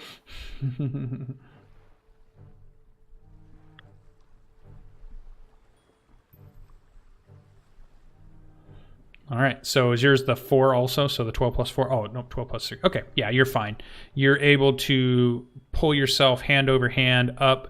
You're able to step over the railing as you begin to see Fahik kind of move a little bit out of the way to give you some room to come in. And now you see all your companions up here on the deck. And while that's all been happening, the hammer pounding has probably happened only twice that you've heard it. It seems to be not happening as often at the moment. If I notice that, I'll lean over to Scout and say, they might be listening for us. Scout will give a nod and mention. She'll point out into the darkness and then point to her eyes and basically be like, and cover her eyes and then hold up her torch and just be like, yes, no, maybe so. Since I do have dark vision, I'll peer in first and see if I see anything. All right. So what I'm going to do is let's set your tokens up so that everybody can see, because I don't know if I have everybody's stuff. So Iravel's up there. Your dark vision is 60? Yes.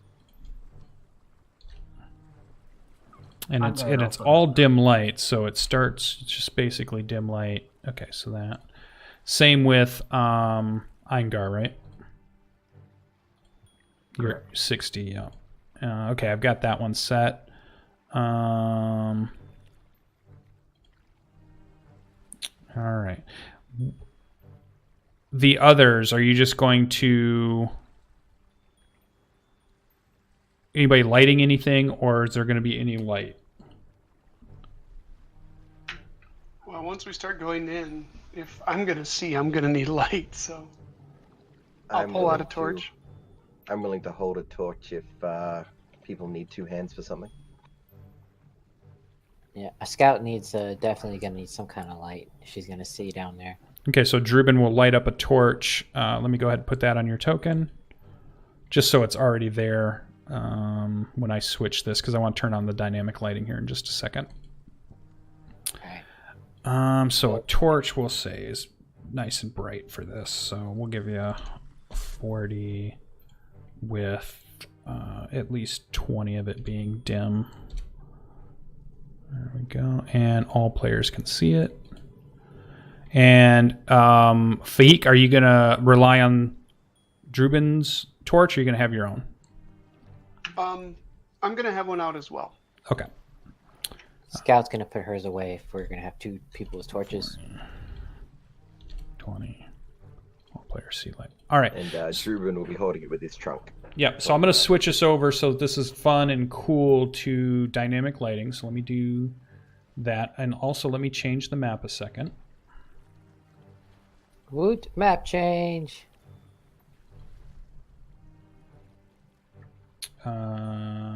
And dynamic lighting, where are you?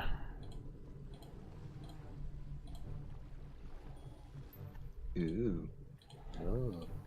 Okay, so now let me go back. So just so the audience can see, so like if I click on Scout here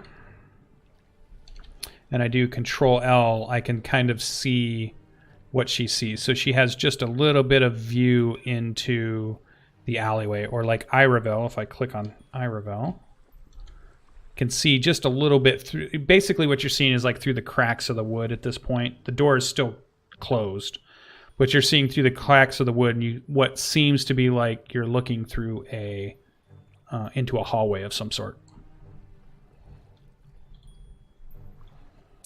All right. Scout's gonna whisper over to Aravel, "Clear." Clear. And she's gonna try to slowly open the door. So she's gonna test the door. If it creaks open, if it doesn't, then she's gonna try to open it slowly without making noise. Sure, but you're gonna roll a stealth check to see how well you do. As I see her reaching for it, I'll just remind her, wait for the hammering. Okay, she'll do that then. Okay. Yep. And go ahead and roll. Oh yeah, you're nailing it.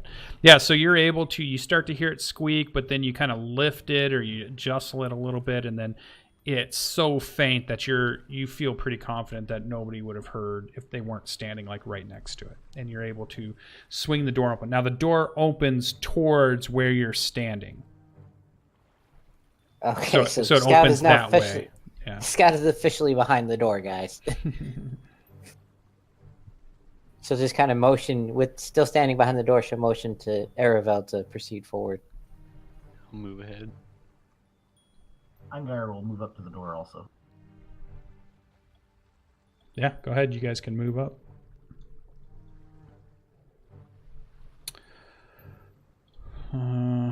So let me do Control L. So off to your left, you see what seems to be probably an empty room. The hallway continues on. You think you see another doorway that has no door on it and a couple of other openings. It seems like this area is pretty clear of debris. In fact, it's pretty empty. You're not seeing anything even in these rooms. They just seem to be pretty bare.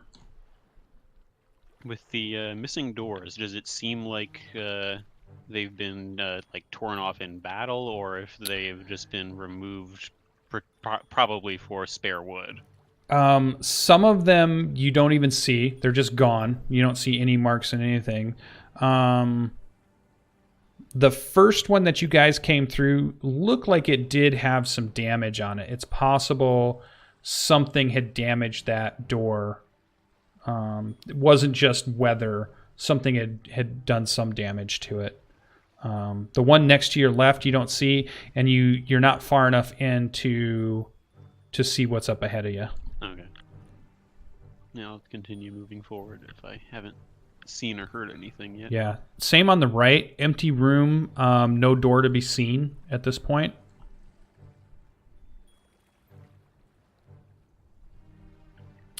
And when you get into this spot, what it appears to be is you see quite a few coils of rope that have been strewn about, and they're no longer coiled anymore. And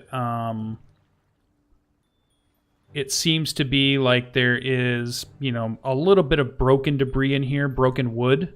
And some of it may have come down from above, and some of it may have been smashed, either crates or furniture or something that was made of wood.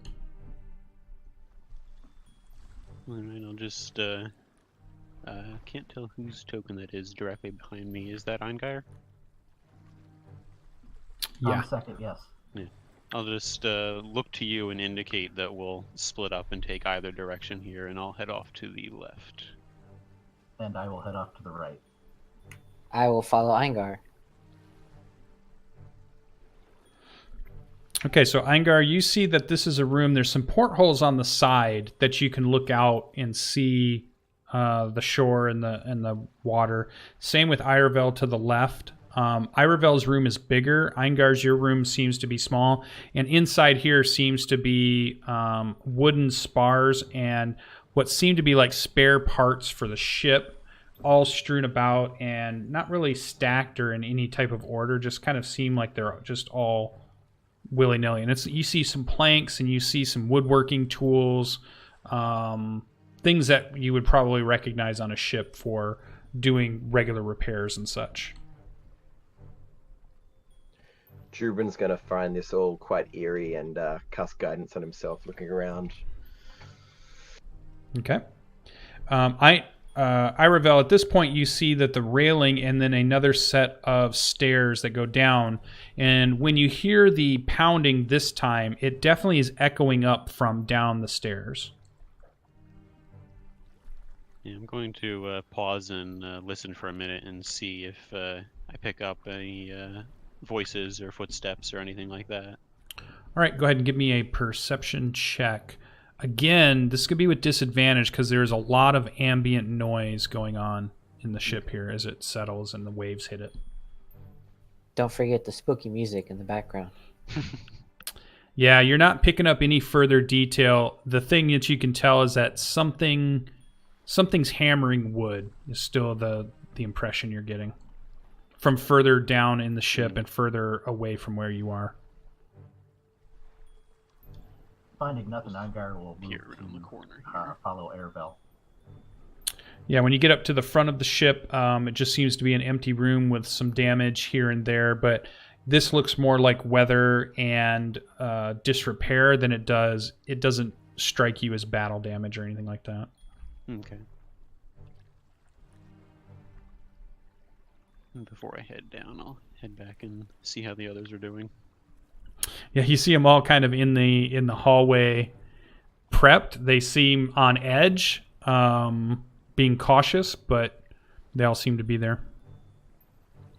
I'll just quietly whisper, stairs up ahead.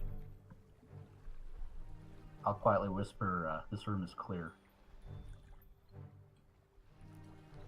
And so I'll circle back around to the stairs and wait for the group before I start heading down. Okay. Scout kind of follow Aravel a little bit.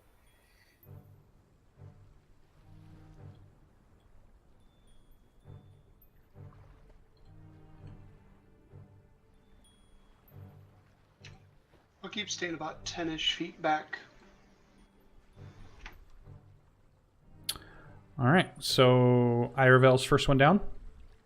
Yep. All right, I'm going to move you over. I'm going to put you here. Do you see where I moved you? Yes. Okay. He's disappeared. Aravel, no! Teleported again. Scout's gonna motion the door to get on with it. I'm assuming I still don't see anybody or anything, right? No, you currently... Let me look at how far your vision goes. No, you don't see anything. And I'll motion to the others that it's all clear and make room. Move to go down the steps and follow Aravel. All right, I'm going to put you there. Scout's right behind the Okay, dwarf. I'll put you there.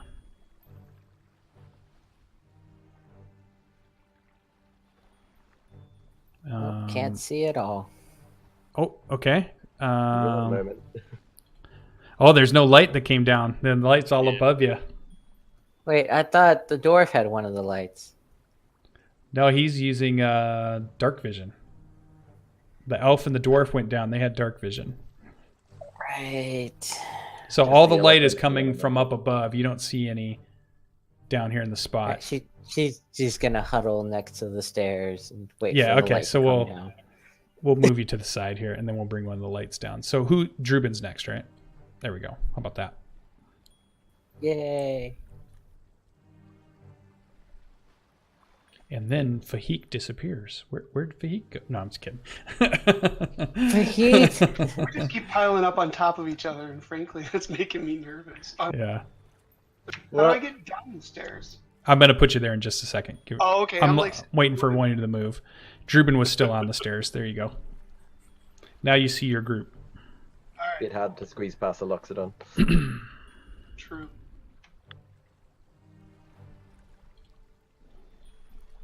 Angar will move up to the door in front of him and kind of peek through.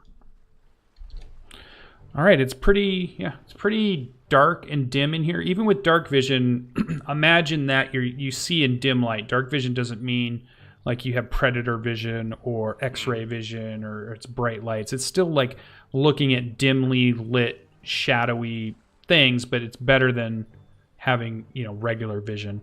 And it looks like it's a hold of the ship. It looks like you can see plenty of cargo that probably used to be here, but everything seems to be like smashed. There doesn't seem to be anything strewn about, but whatever the containers that were holding things all seem to be broken. So you'll see like broken barrels, or you'll see broken crates, or you'll see broken baskets and broken potteries and things like that. But you're not seeing anything else but debris in the hold here. And then every now and then, from definitely further aft, further this way, you can hear something pounding on wood. It sounds like something beating on wood. I'll whisper to the other guys. It looks clear for part way down through here. Yeah, as we continue forward, I'm going to try to only move while the pounding is going. As we get closer to the source, and it's more likely that they'll hear us coming. Okay. Yeah, if everybody's going to try to move through here quietly, as you move into this next main room, I'll need a stealth check for anybody that's going to move through that room, because there's a lot of debris. It's dark in here. It's dim. The boat shifts every now and then and creaks on its own. So once you make your move into there, I'll have you make a stealth roll as you begin to maneuver through the main hold.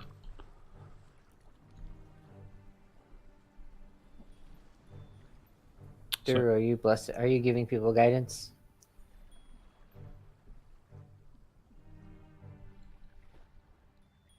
And then only go a couple feet in if you're gonna, so I can see where everybody else is gonna go or sit when this happens. You mean Drubrin wasn't stealthy?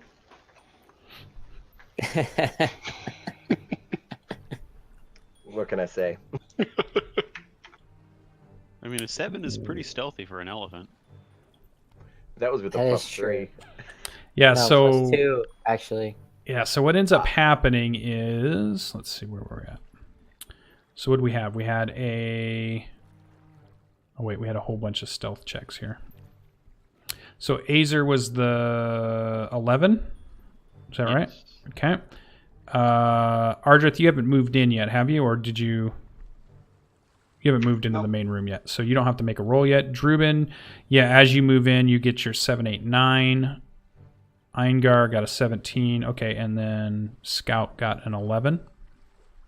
So what we see is as Drubin walks into the main area, and Scout, you begin to it's Aravel's there. Aravel's there. You notice as you're looking, you had kind of stepped over some debris of a crate, and you can hear Drubin coming up behind you, and you turn to kind of point to it just as his foot kind of cracks on the wood, and then you go, when that happens, as a reaction to like, oh, you were going to try to stop him, and even your voice was kind of a little louder than you meant for it to be. Where's Edgar at this point? Did you bring him into the ship, or is he on the outside of the ship? He's still with me on my shoulder. Okay, so he's with the shoulder. And then when you make that noise, we get a little flapping of wings, and the beating of the hammer on the wood stops. Scout's gonna wince and pull out her bow and arrows and just kind of point down the hallway. See if the first thing that moves, she's probably gonna put an arrow into it. Yeah, I'm gonna motion to everybody to like take a position.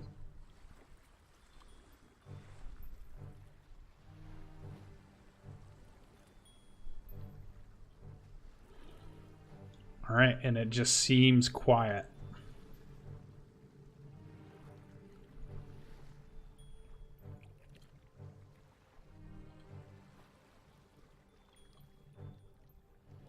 Yeah, there doesn't seem to be any movement.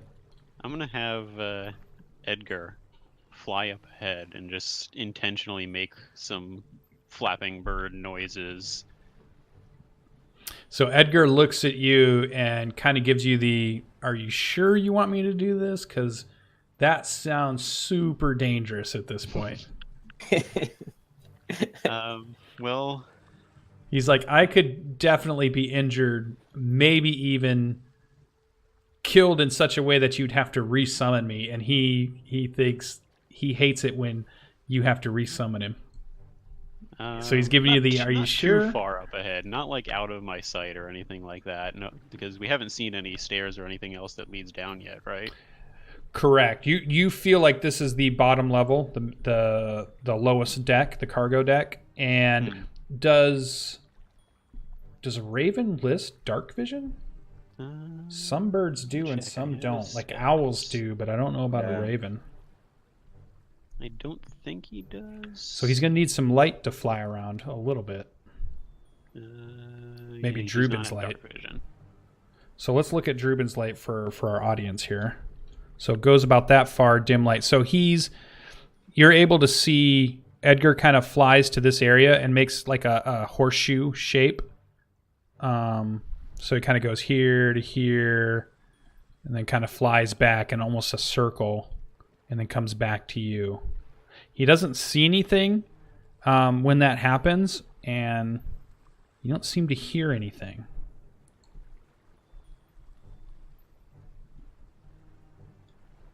And the pounding of the hammering of the wood has definitely stopped, and there's been enough time in between that you're for sure it's no longer happening. Like it's stopped completely. Eingar's going to try and move forward a little bit farther, quietly. I'm going to start inspecting I'm going to move as well, very slowly, but I'm going to be inspecting the ground, looking for any trapdoors that might lead into I forget what it's called, the bellows of the ship, I think? The bilge. Bilge, yeah, that's what it is. Yeah. Okay, so you're moving forward. So, Fahik, now that you've walked into the main area, I came through the door, yep. Go ahead and give us a stealth check for when you come through, and same with Scout.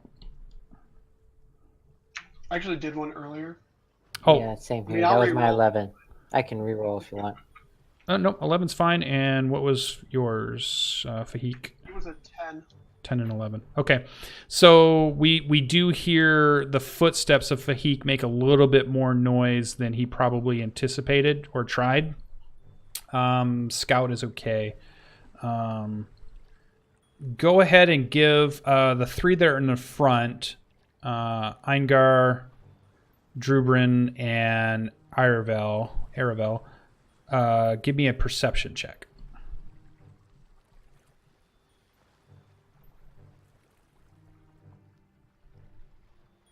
13, 10, and 8.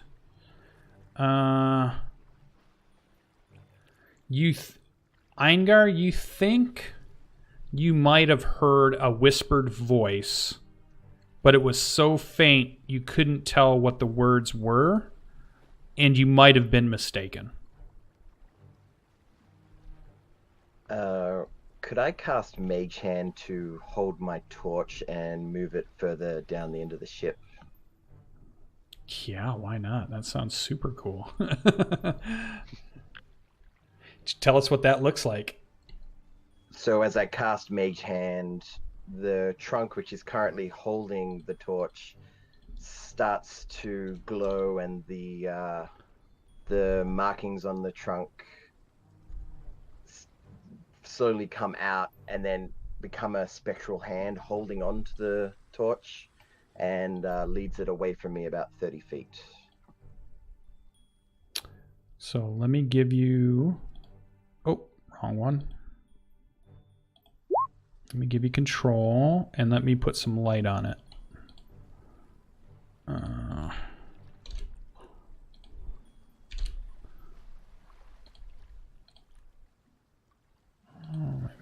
It's a floating torch. Now you should be able to move it.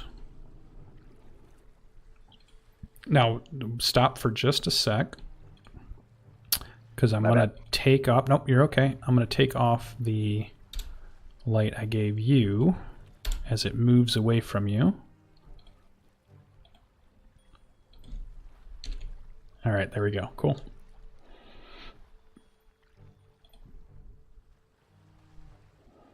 All right, you can continue.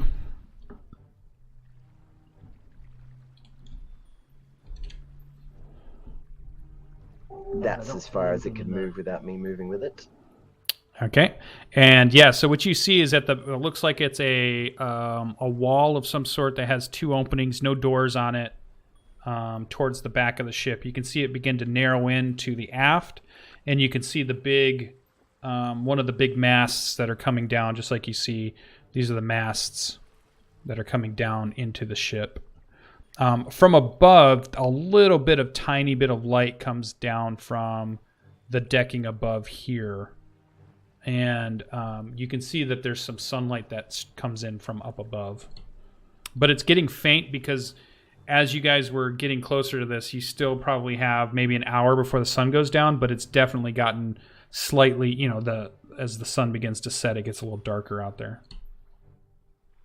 How is my check for the any trapdoors going? Yeah, you're not seeing anything currently.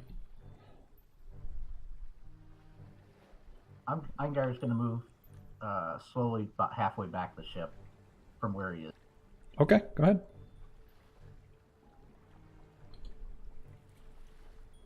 I'm going to go ahead and, in preparation of potential conflict, cast False Life on myself. Tell us what that looks like. Does it have verbal, somatic? What type of things? Yeah, it's got all three. All right, so this is in my world, spells are not quiet. Just so you know, spells are about power and saying words and meaning them. So, just so you know, At this point, I think the jig is up. Okay. So, I would say that, given that it's not like aid where you actually improve your actual health, it's temporary hit points. I would say that it's kind of a spectral, ghostly armor that appears over his body as he begins a chant in Sylvan, let's say. okay. And as the spell completes, we see a shape step out and a spear fly towards Eingar. I didn't actually cast it. And we're going to make one quick attack here towards Eingar. No, Eingar. We rolled a 16. Does that beat your AC? It does. Okay, so 2 piercing damage as a spear goes off and scrapes past your arm and shoulder, puts a little shallow cut as it hits, and then it looks like this creature's about to rush forward. And at that point, everybody select your token, and then on your character sheet, go ahead and roll for initiative.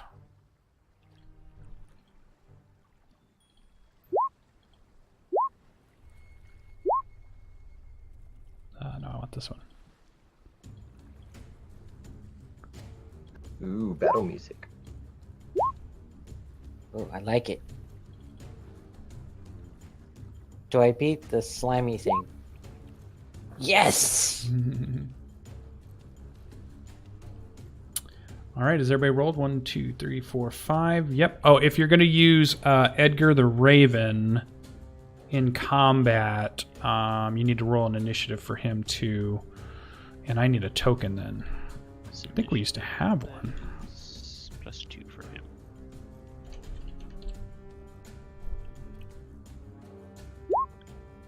It's a 14 for Edgar.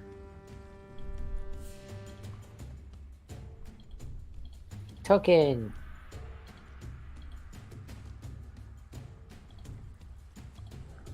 All right, you should have control of Edgar. Yep. All right, starting off our battle round, Iravel, just as your spell completes, you are starting off the round and are the first one to react to a form throwing a spear from the doorway and injuring your companion. Okay. So first, as a Is it a bonus action? Yes, a bonus action. I'm looking forward to using this ever since I leveled up. I am going to activate Blade Song. All right, go ahead and hit it and put it in chat for us.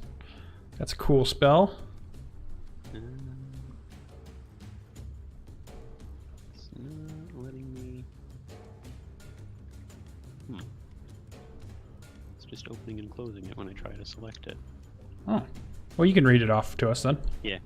Starting at 2nd level, you can invoke a secret elven magic called the Blade Song, provided that you aren't wearing medium or heavy armor or using a shield. It graces you with supernatural speed, agility, and focus.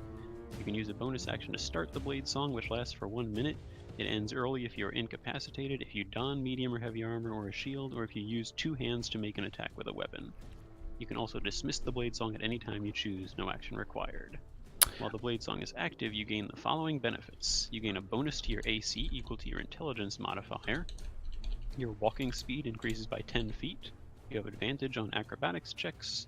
And you gain a bonus to constitution saving throws to maintain concentration on a spell. Nice one. Equal to your intelligence modifier. It does last for a minute, correct? Yes. Okay, so I got that on. I put a counter on there for you then. Alright. All right, so that is your bonus action. Anything else? Let me check the distance here. Oops.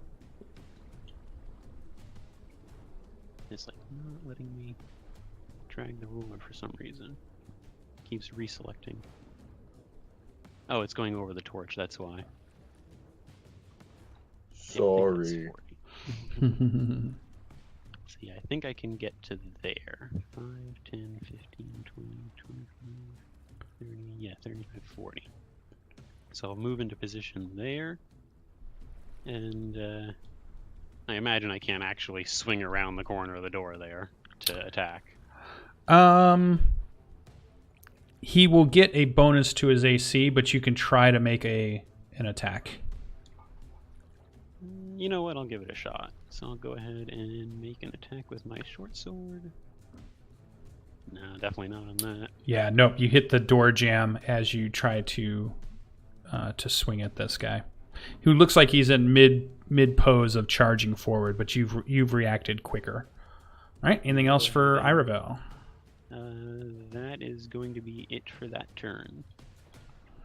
All right. That brings us to Scout. You're back a little bit of ways in the corner there. What would you like to do? Scout's going to move over to the other side of the ship to see if she can get a better look at this thing, where the lance came from. So she's gonna go 5, 30 to right there, and I'm assuming I can get a decent look at the guy here. Yeah. Yep. Regular shot. Yep. Standing in the doorway. Looks like it's about to move forward.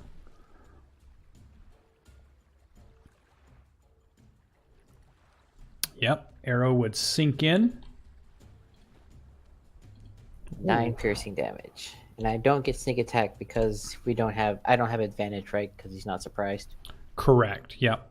All right. Oh, actually, no, I do because AR is still. Oh, within. Yeah, I was just gonna say.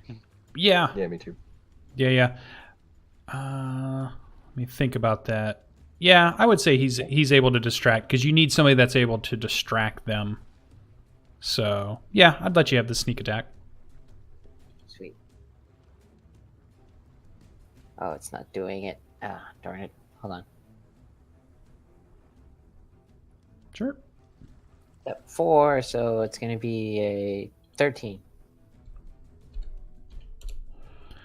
All right. So yeah, we hear the sound of the bow, and we see the arrow jam into, like, right in between the shoulder and the shoulder blade of this creature, and it lets out kind of a warbling sound as it looks very angry. Anything else from Scout? Nope, that's all she can do. Man, you guys get to all go first. This is good. Good rolls tonight. Drubrin is up. Drubrin's going to move across and reaches in and pulls out his light crossbow and he would tell the dwarf to get down, but clearly the height isn't a problem here and shoots No. right over the top of his head. Yeah.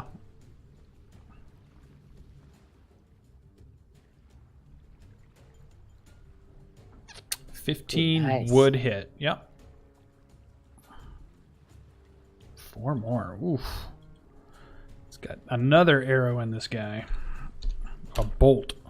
Another one sinks in. More blood coming down. It seems to be a greenish blood pouring out. Almost makes it stumble, but it doesn't quite go down yet. Anything else from Drubrin? Nothing else. All right, Fahik is up. Well, since I couldn't make one of these javelins land last time, we'll try again.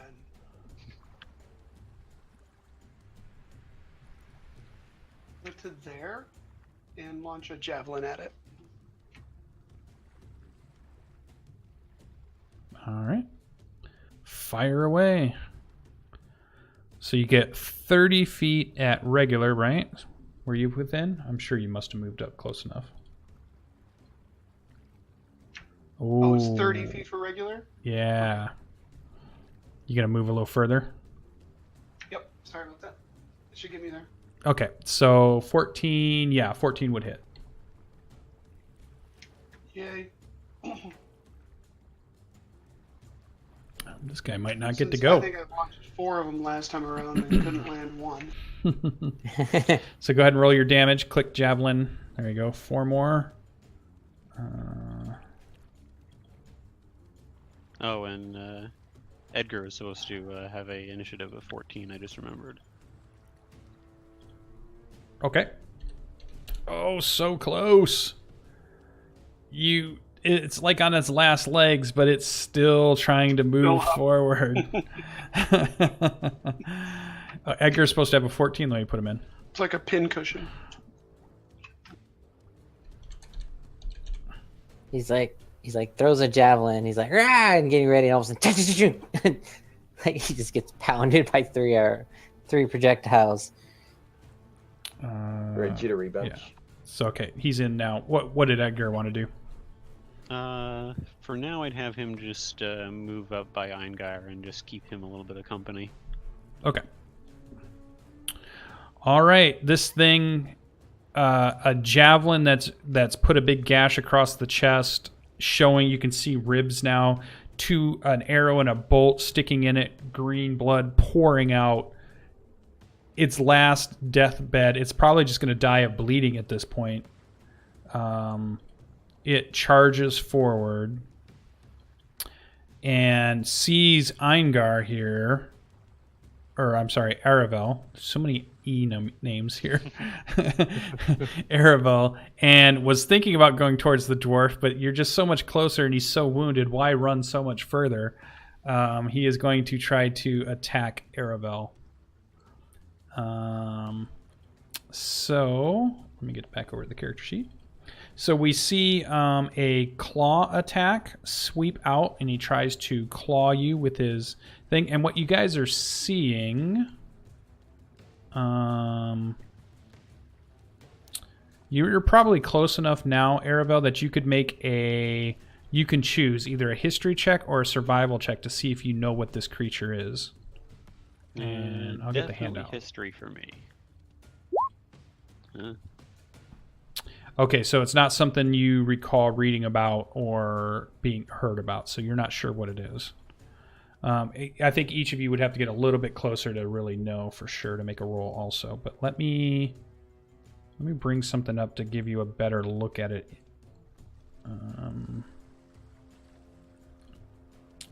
I got to get it out of the right folder. I forgot to do this before. So I'll take just a second to grab it.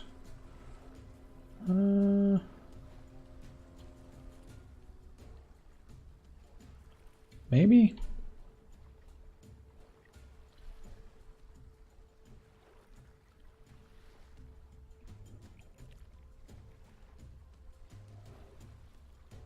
Oh yeah, there we go.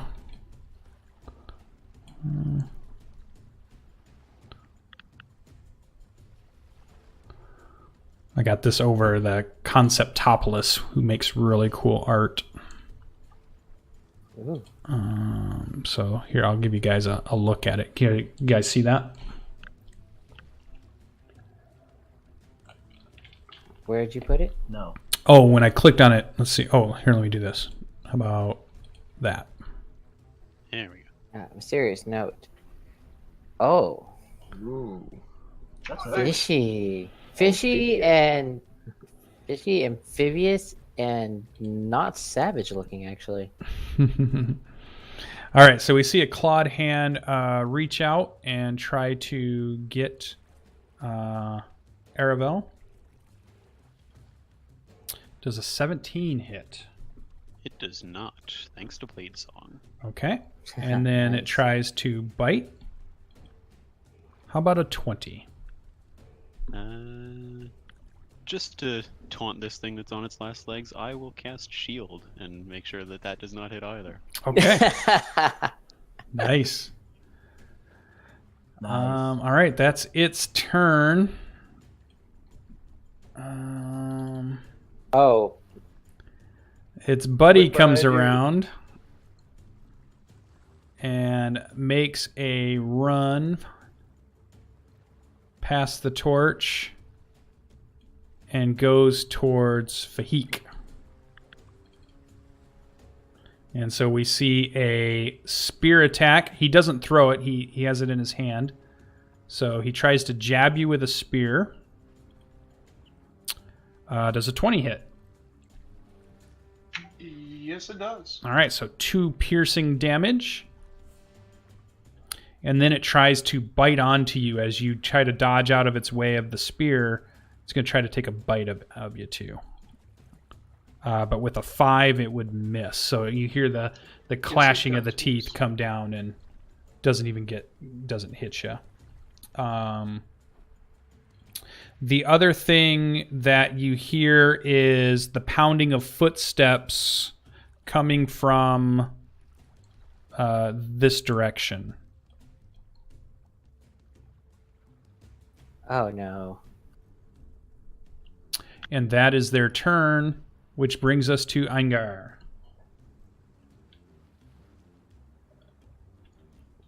As much as I want to go and finish off that guy, I'm gonna go right next to me and help out my buddy right here. And I will take a swing at his body with my hand axe.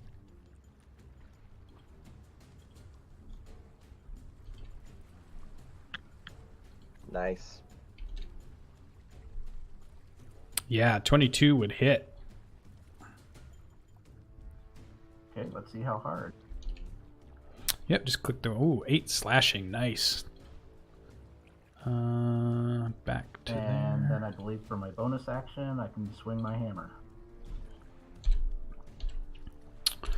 You can. Yep.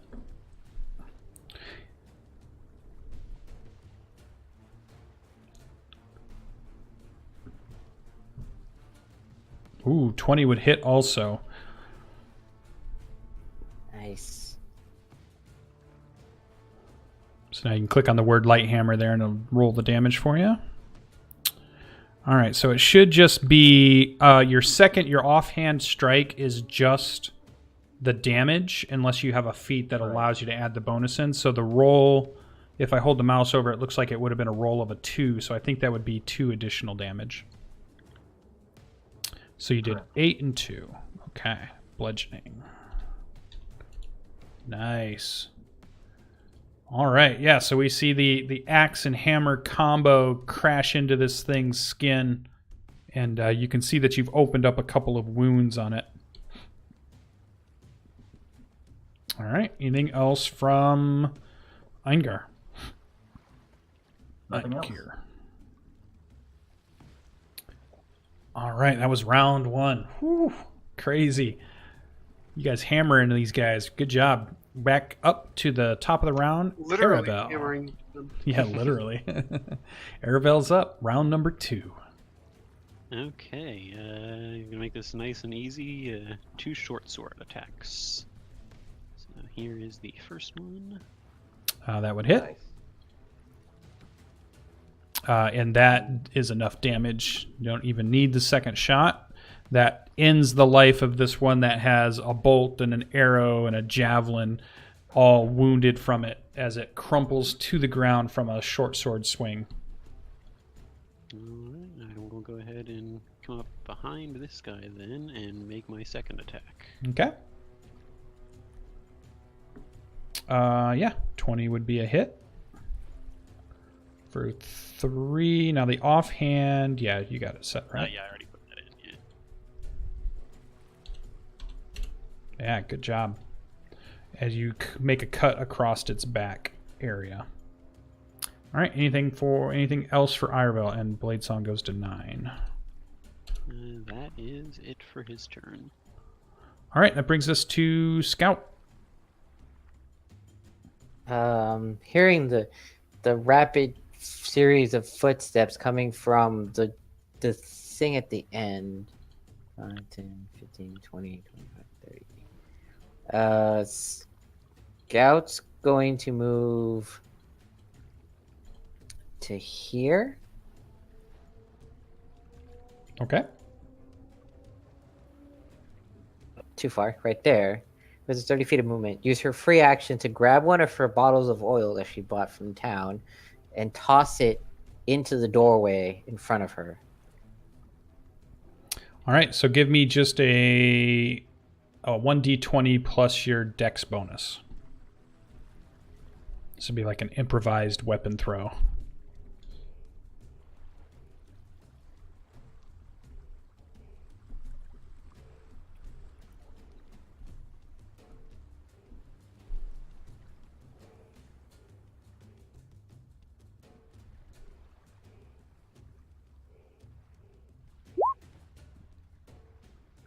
All right, yeah, so where were you aiming? You were aiming right here? Actually a little bit further into the doorway. So into the room, right there. Okay. All right, let me grab draw oil and oil. There we go. I think if I just do this, there we go. All right, there's oil on that spot. Okay. All right, sweet. And then she's going to yell at Daru, throw the torch in there, pointing where the oil is, and then turn around and shoot the other Swahagan that's in the room with us. The action would have been throwing. Oh, okay. Yeah, Well, yeah. Interaction would be pulling it out of your pack or off your belt, and then the throwing would be the action. Okay, yeah. So she's gonna basically mention to Debrew, it's like throw the oil there, and that's gonna be the end of her turn. Okay. All right. Drubrin's up. Right. I will move down about 15 feet, I think. And use the command Mage Hand to move the torch and to rub the torch against the oil down on the ground. All right. Yeah, so it dropping the torch in it kind of sets it on fire at that point. You can put the torch right on it. And I'll move this to the back so we see the torch on it. So we have some fire started here down in this this area. All right. Anything else for Drubrin? That would be it, because controlling Mage Hand was my action. Oh, okay. All right. Edgar's up.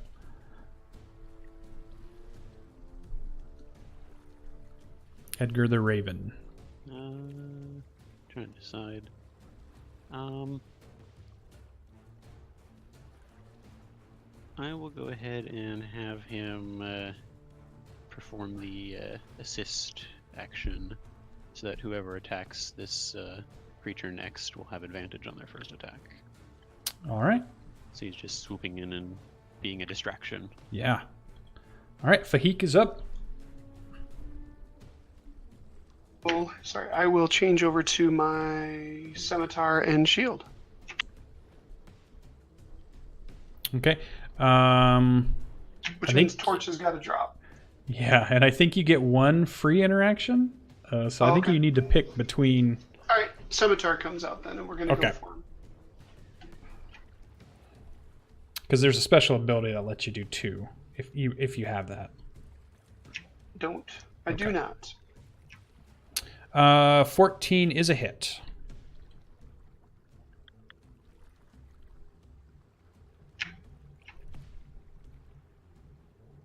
Ooh, 5 slashing damage. Nice. Nice big gash goes across the...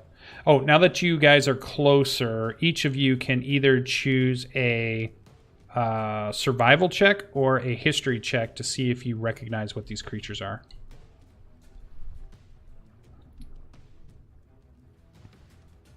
Oh, Scout knows. Yep, Scouts encountered them before, and Eingar actually would know what they are. You know them as Sahigan, and these are an amphibian race that hate elves and have been in long battles with aquatic elves and elf tribes, and they're quite common in places that are islands and oceans and rivers and things like that, usually near the coast. Different from merfolk and different from the other ones. Pretty savage and can typically go into a frenzy at some point too. So very cool. Sahigan.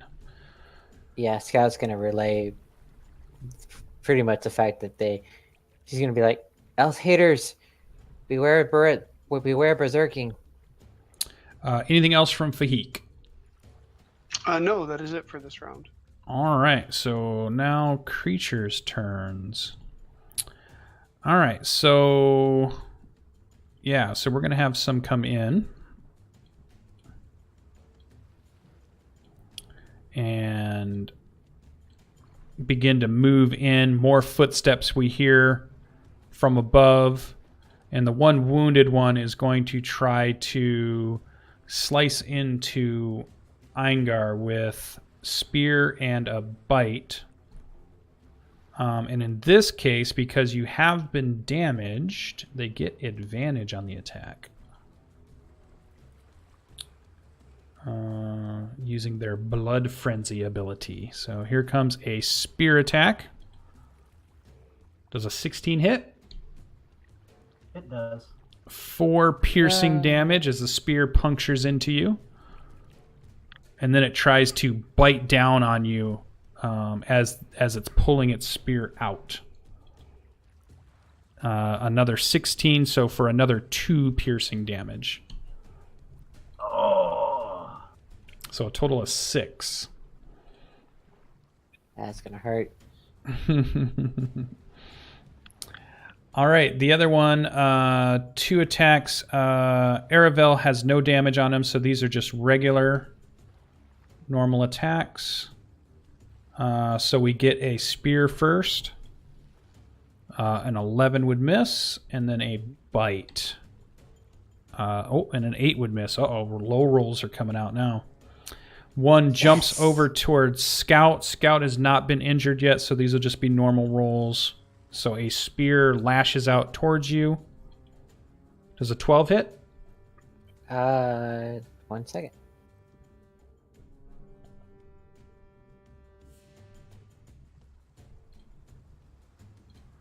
Nope, not 12. Okay, so the spear passes over your head and shoulder as you duck out of the way, and then it tries to claw you. Oh, and misses for a 4. So you're ducking and weaving and diving out of the way as it is not able to get a hold on you.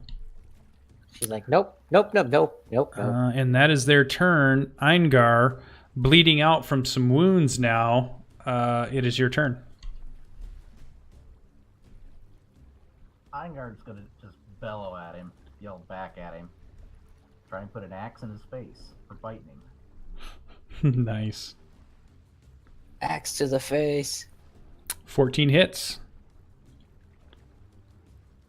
Oh, go ahead and describe how you axe this one to death.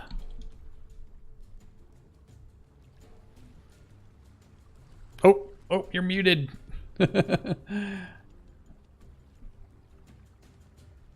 No, we can't hear you.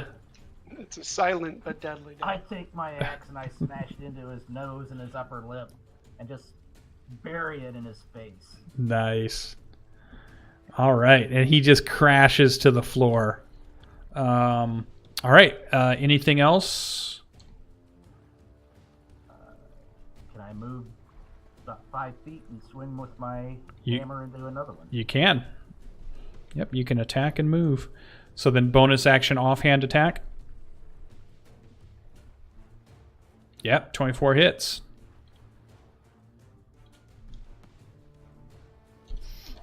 It's a glancing blow as the creature is trying to stab and rake its claws across Scout, and you just get a little bit of your light hammer to hit it.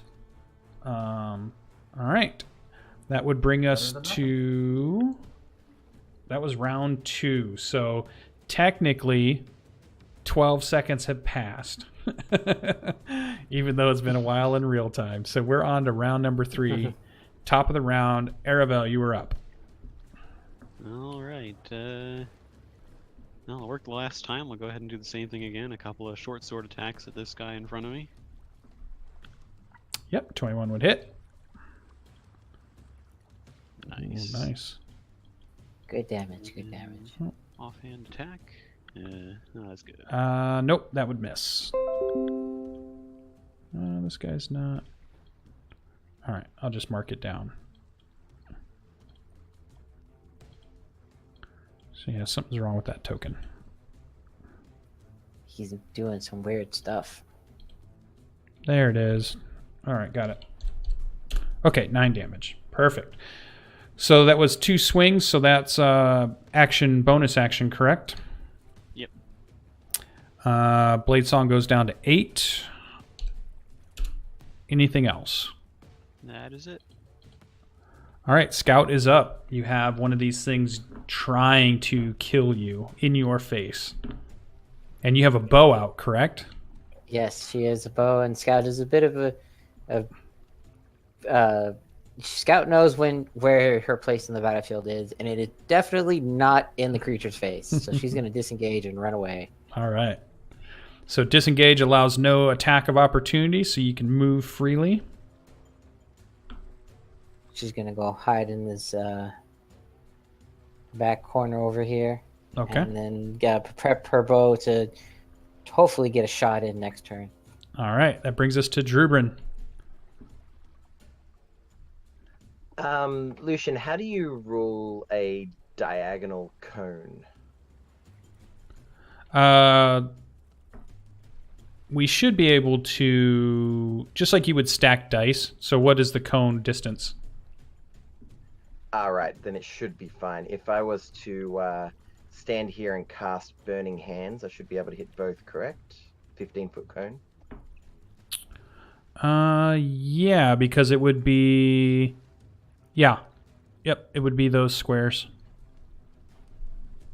Brilliant. Well, as Drubin walks on up, and you see him put out the free hand, and you see his trunk light up, and these lights, beautifully colored lights, come out, swirl around, and then go into his hand as he pushes out a Burning Hands. Nice.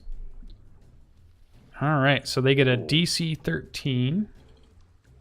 Let's make sure we're on normal. All right. Not high on the damage. So first one, the closest one to you. Oh, he makes it, so that'll be half, correct? Yep. And then the other one will take full. Yeah. Burn. I think he lights on fire, doesn't he? Don't think so. -7. No, but you do recognize you've set more of the boat on fire, and The Whoops. torch and oil fire has begun to spread. Uh-oh. Apparently, the wood down here is old and very flammable.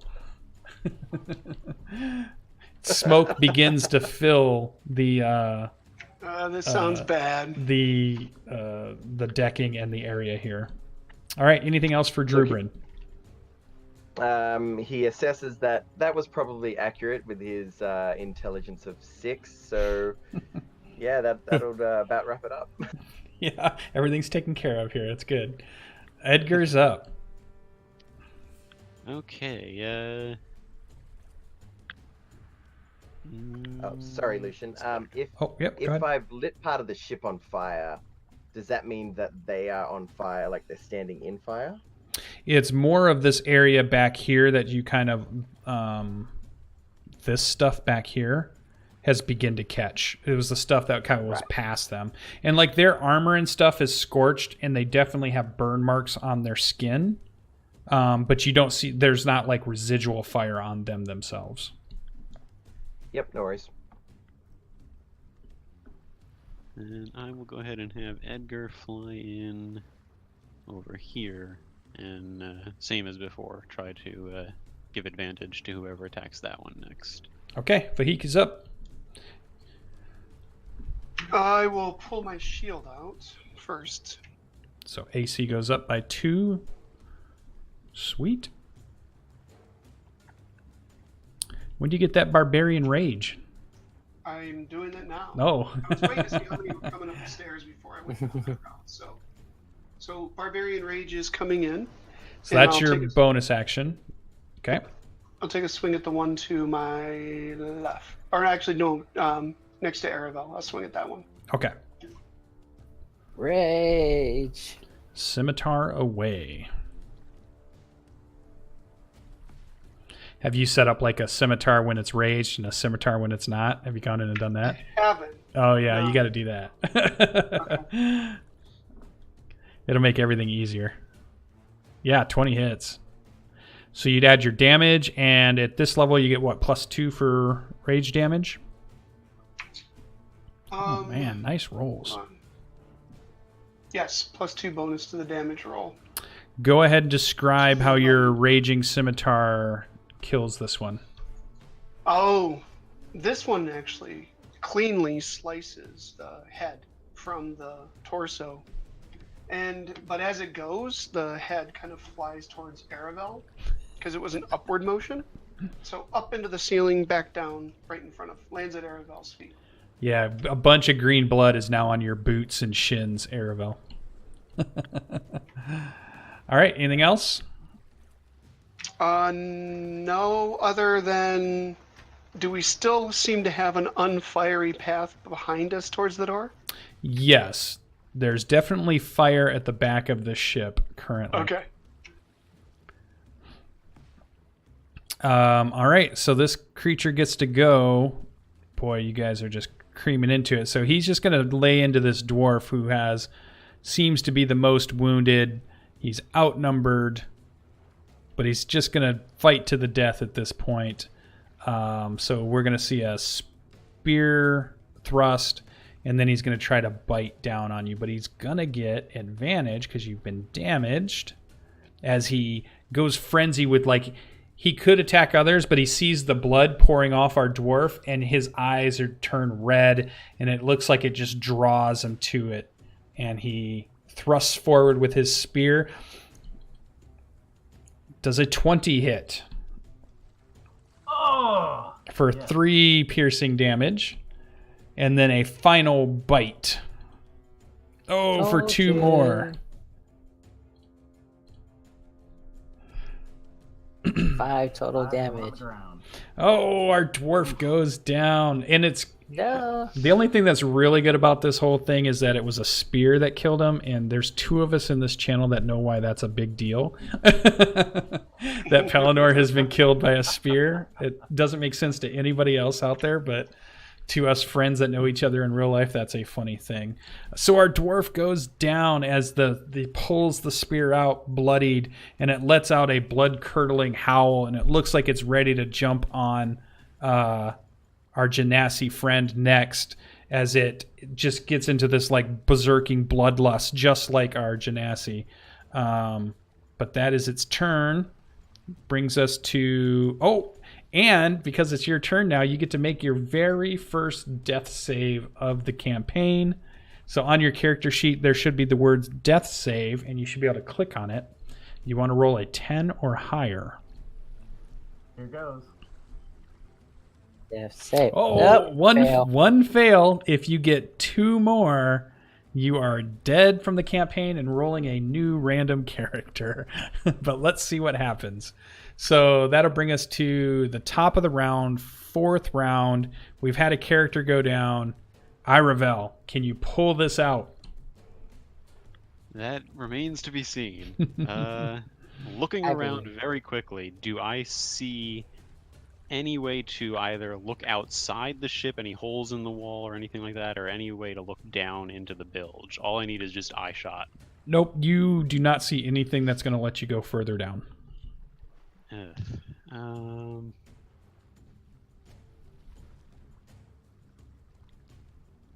God, Here's this is something that your a long way back intelligence up, too. would pick up and know. The hammering and pounding would have been in the room that now seems to be slowly catching on fire. Okay, yeah, I'm gonna chance this then. I'm going to run back. Oops, pulled up the menu. That way. Do I see? All right, so anything give me so far as a source give of me a water? dex saving throw as you Okay. leap and duck and dodge and dip your way through. We're gonna find a bunch of small children in that room. I know it.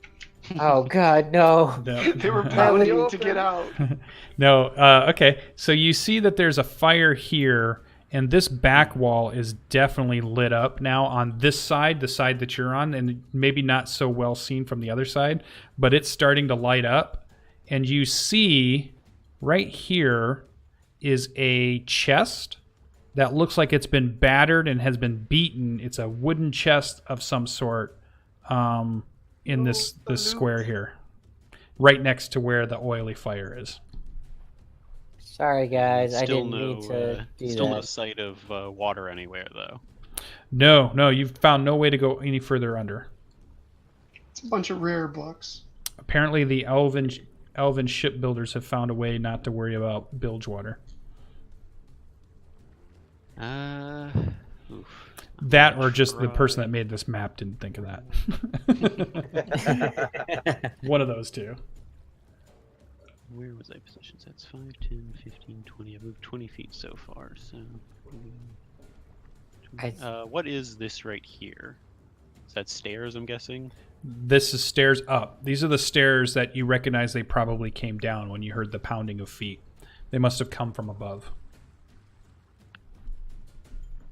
Okay, does the fire look like it's spreading to that chest very quickly? Quickly is relative. Hmm. You know, not quickly in battle round turns, but quickly in, like, if you sit around for 5 to 10 minutes, it could be a problem. Okay, I am going to go up the stairs then. Oh, okay. Let me do something over on the map. Another 10 feet of movement. I should have another 20 feet of movement when we get to the top.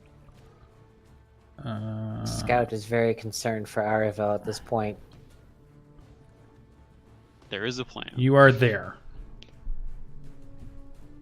Okay, I will move to the edge of the boat and cast Shape Water.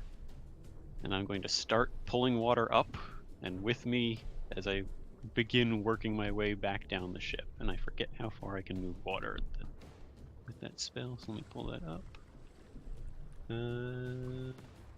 5 feet in any direction. So it's going to be slow, but I will get water to the fire. Okay. All right. Now, to cast that, can Bladesong still be up? Bladesong is not a spell. Okay, so what does it stop, or do you keep doing it No, while you're casting? Yeah, it stays up for the Okay. duration or until I stop it. So let's put the 7. Yeah, the only thing that would interrupt is if I were using medium or heavy armor as shield, or if I attack with 2 hands. Okay. Well, 2 hands on 1 weapon. Yes. Gotcha. Yeah, 2-handed Yeah. attack, I should say. Yeah. Okay. So Scout is up. Bow is drawn. She's actually seeing the dwarf go down. She's gonna actually hesitate a minute. How bloodied is the Sohagan? No, this one's not been wounded yet. This one is one of the least hit ones thus far. The corpses of the other ones are riddled with wounds, but this one has only been barely touched.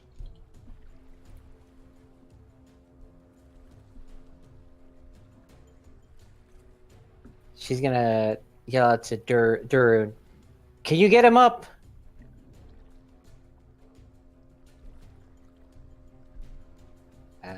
Yes. Okay, in that case, she's gonna fire on the Sohagan. Okay. Fire away. Ooh. Fail. Yeah, you would get sneak attack, but you don't get advantage, so you get No, the 9. she Yep. doesn't So the have arrow flies off into the fiery corner down here in the bottom left. Somewhere over here. She'll go ahead and move forward a little bit just so she can get a better angle. All right, that brings us to Drubrin.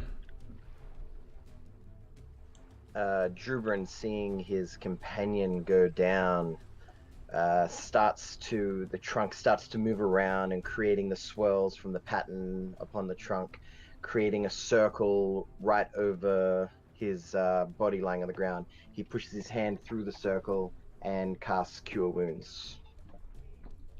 All right. Show us some wound curing. Nice. 8 not bad. points. So, Eingar, you get 8 points. We hear you gasp. You're laying on the deck, and you're looking up at the ceiling, and a battle rages around you, as life breathes back into you from divine energy. Nice. Stand up, friend. Thanks, Dubrin. Anything else for Drubrin? That would probably be it. All right, Edgar's up.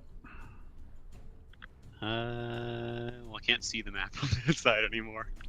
Yeah, so you can't really communicate to him. What would he do? Well, I can still communicate with him within 100 feet, so I'm assuming that would still work. Yeah, you're still within 100 feet. Yeah, so I'll just tell him to continue to. Yeah, there's only the one Sahin left, right? Or however it's pronounced. Yeah. So just Sahaj. continue Yep. to Sahajin. Sahagan. Yes. To continue to harry him and make it easier for my allies to All right. attack. That would bring us to Fahik.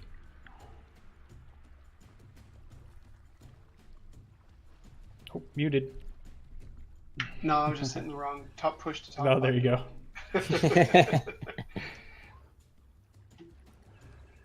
What would you like to do? I'd like to kill it. Oh, Scimitar 21 Yes, sorry. hits because you have advantage. Yep, go ahead, roll damage. All right. Kill the thing. All right, 7 plus Plus 2. 2, so 9. Yeah, you put a nice deep gash across it as green blood sprays across its chest, begins to dribble down. Anything else? No, I'm going to stay there and fight. All right. It's going to try to swing back at you. It's going to go ahead and get advantage because you've been bloodied before. It doesn't notice that Eingar has woken up. He's in a blood frenzy, so he just goes after the Genasi at this point. So we have a spear. Am I on an advantage? Yeah, I am. So does a 15 hit? Does not. All right, so that misses, and then he tries to claw you. About an 18. That does. 4 slashing damage across your upper arm area. All right. And that is its turn. Eingar, it is your. Now, while you're prone, to get up uses half of your movement, but then after that you can do all of anything you could normally do. If you attack from laying down, you'd be at disadvantage, but you could attack while you're lying on your back. Or you could stand up, use half your movement, and then do normal attacks. I'm going to stand up and use half my movement. Yeah, that makes sense. Okay, cool. Dwarves die on their feet. All right, so the 11 is a miss. Light hammer to the T. All right, bonus action, light hammer. Oh no, the rolls, they're losing you. So it's yeah, you're like, you kind of wobble a little bit, and maybe even the ship shifts, and we see everybody like it's a Star Trek episode where everybody shifts at the same time, and the hammer and the axe just miss because everything is suddenly shifted. And now there's more black smoke filling this whole area. People are starting to cough a little bit. All right, we're at the top of the round. Iravel, you were up. Okay, I'm going to continue to move the water. How tall was the ship from the surface of the water again? At the lowest point? At that point, looking out, that would be 20 feet at that point. Because that's about even. The porthole you're looking out is even with the central part. So you're probably about 20 feet from the water. Okay. I'm just going to swing around and out so I can continue looking out. And I'm going to move the water up, but also diagonally, because I realized as I was doing this that it would probably be much faster to get it into the hole on the top of the ship than it would be to go back down the stairs with it. Oh, okay. Sounds good. Anything else? That's going to be it. Blade Song 6. Scout is up. This thing is still fighting, holding your party off. How bad is the smoke inside the hole? It's getting bad.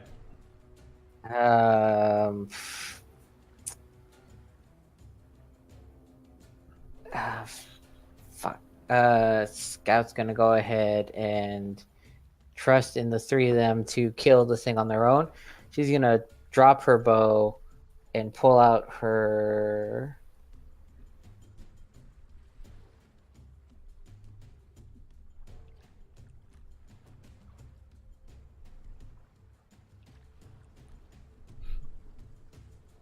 She's going to pull out another torch, and she's not going to light it. She's going to use it as a blunt object to literally try to smash the wall that she's standing next to so she can make a hole for the smoke to get out of.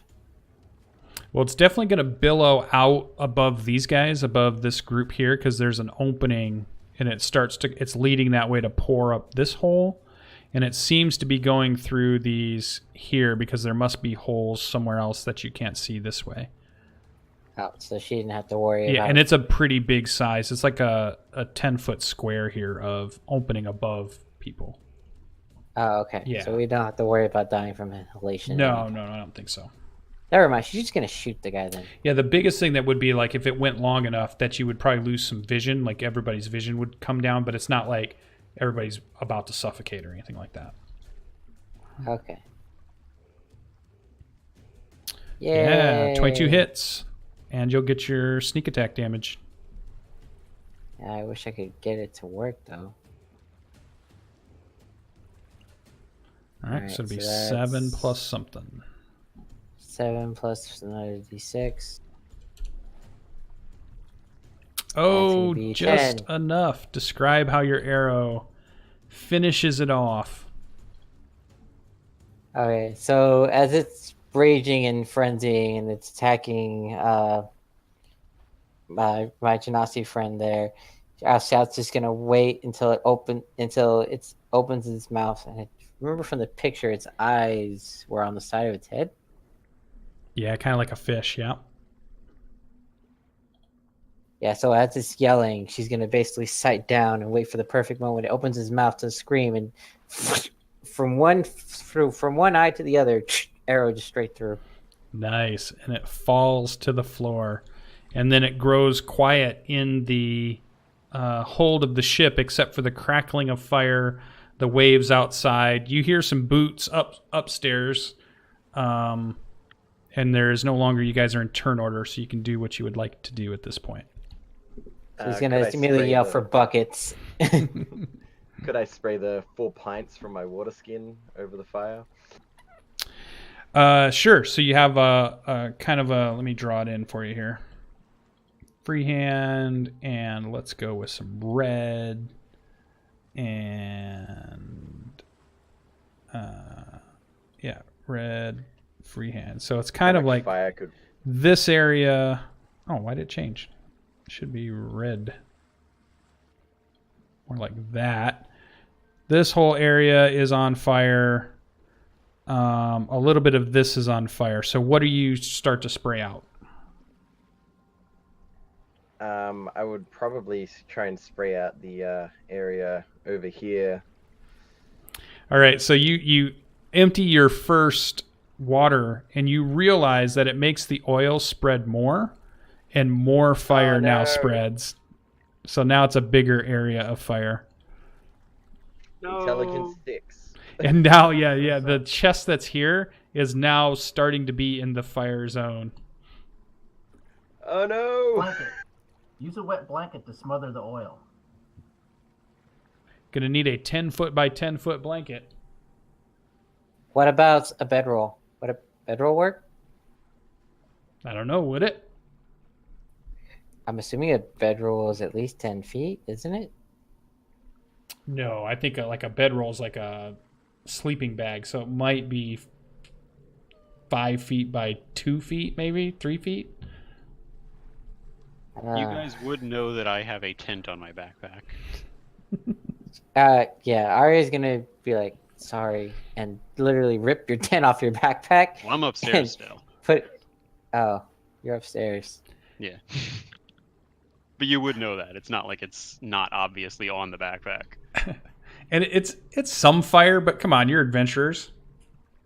What's a little fire damage? Can I stomp it Fuck out it. with my big feet? Eingar's My gonna dumb spray big feet. the fire. I'm running into the room. I'm running toward the chest, and I'm gonna try to pull the chest away from the fire. All right, yeah, you can So grab I'm running in the opposite yeah, side. so you can grab the chest. Okay. I'm gonna give you 2 fire damage. You have the chest in your hands. Okay. And since she's gonna run up the stairs that are in that room to where, in the same direction that Aravel went, since she assumes that's where he went.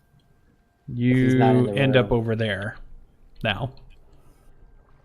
So you guys see Scout run into the fire, get singed, grab the chest, and then runs away. Just like a rogue.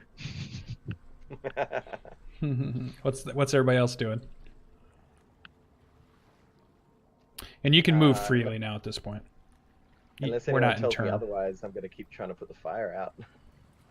Yeah, You I'm gonna keep just spreading the bringing fire the water up the side of the ship, and as soon as it gets over, I'm going to bring it back down the stairs because that's where the fire was really. So I'll go that way.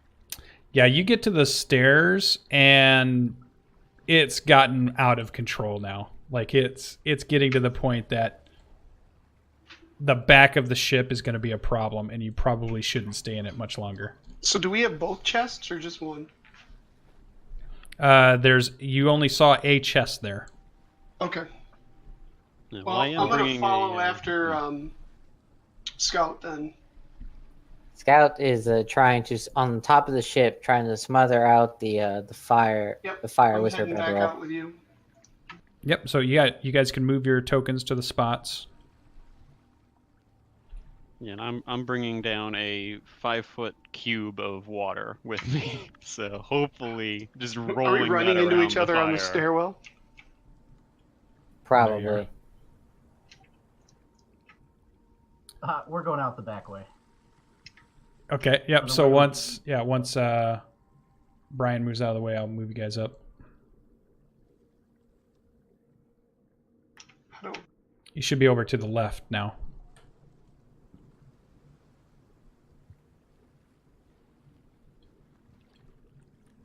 And upon seeing everyone else leave, Druben will leave too, go up the stairs.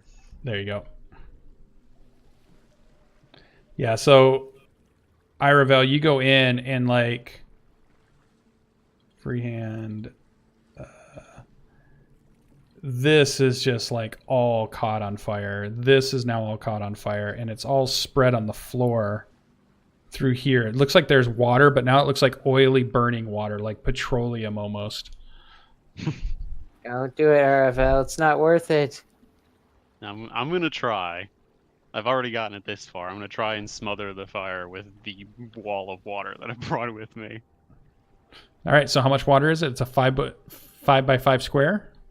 Yes, it's a cube of however much it's a water that would cube? be. It's a lot of water. Yeah, so I'll give you a slight chance, but I think this is just going to be like just a D20 roll, no bonuses or anything. If we roll high, we'll see what happens if you roll low. Big Watch minor the movies. watch the oil get sucked into the water cube, and it just becomes a flaming that's a pretty cube of water. Yeah, this is what I will tell you is you're able to get this portion out, or at least low enough that it's not a problem. At least it's not a problem. You notice back in this corner, there are 2 crates, but you're not going to be able to stop this wall in the other room from being on fire.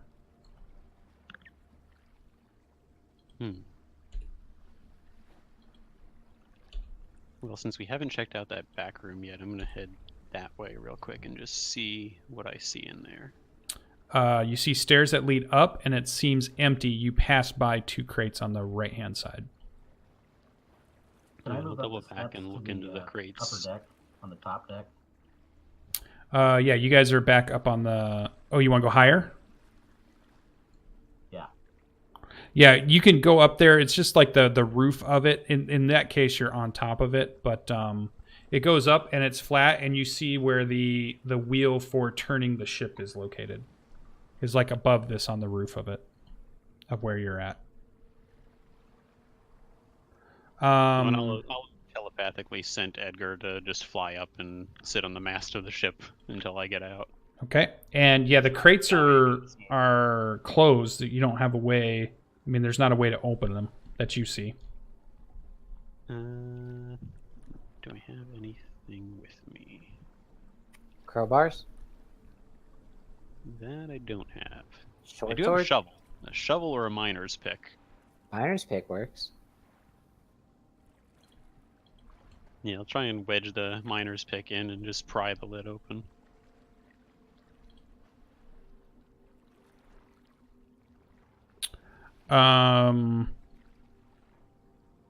Okay, so yeah, so go ahead and give me a strength check.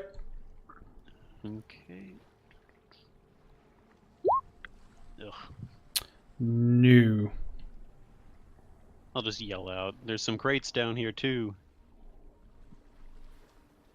Scato kind of motioned to Faki to where Aravel talked. Is like, go get him.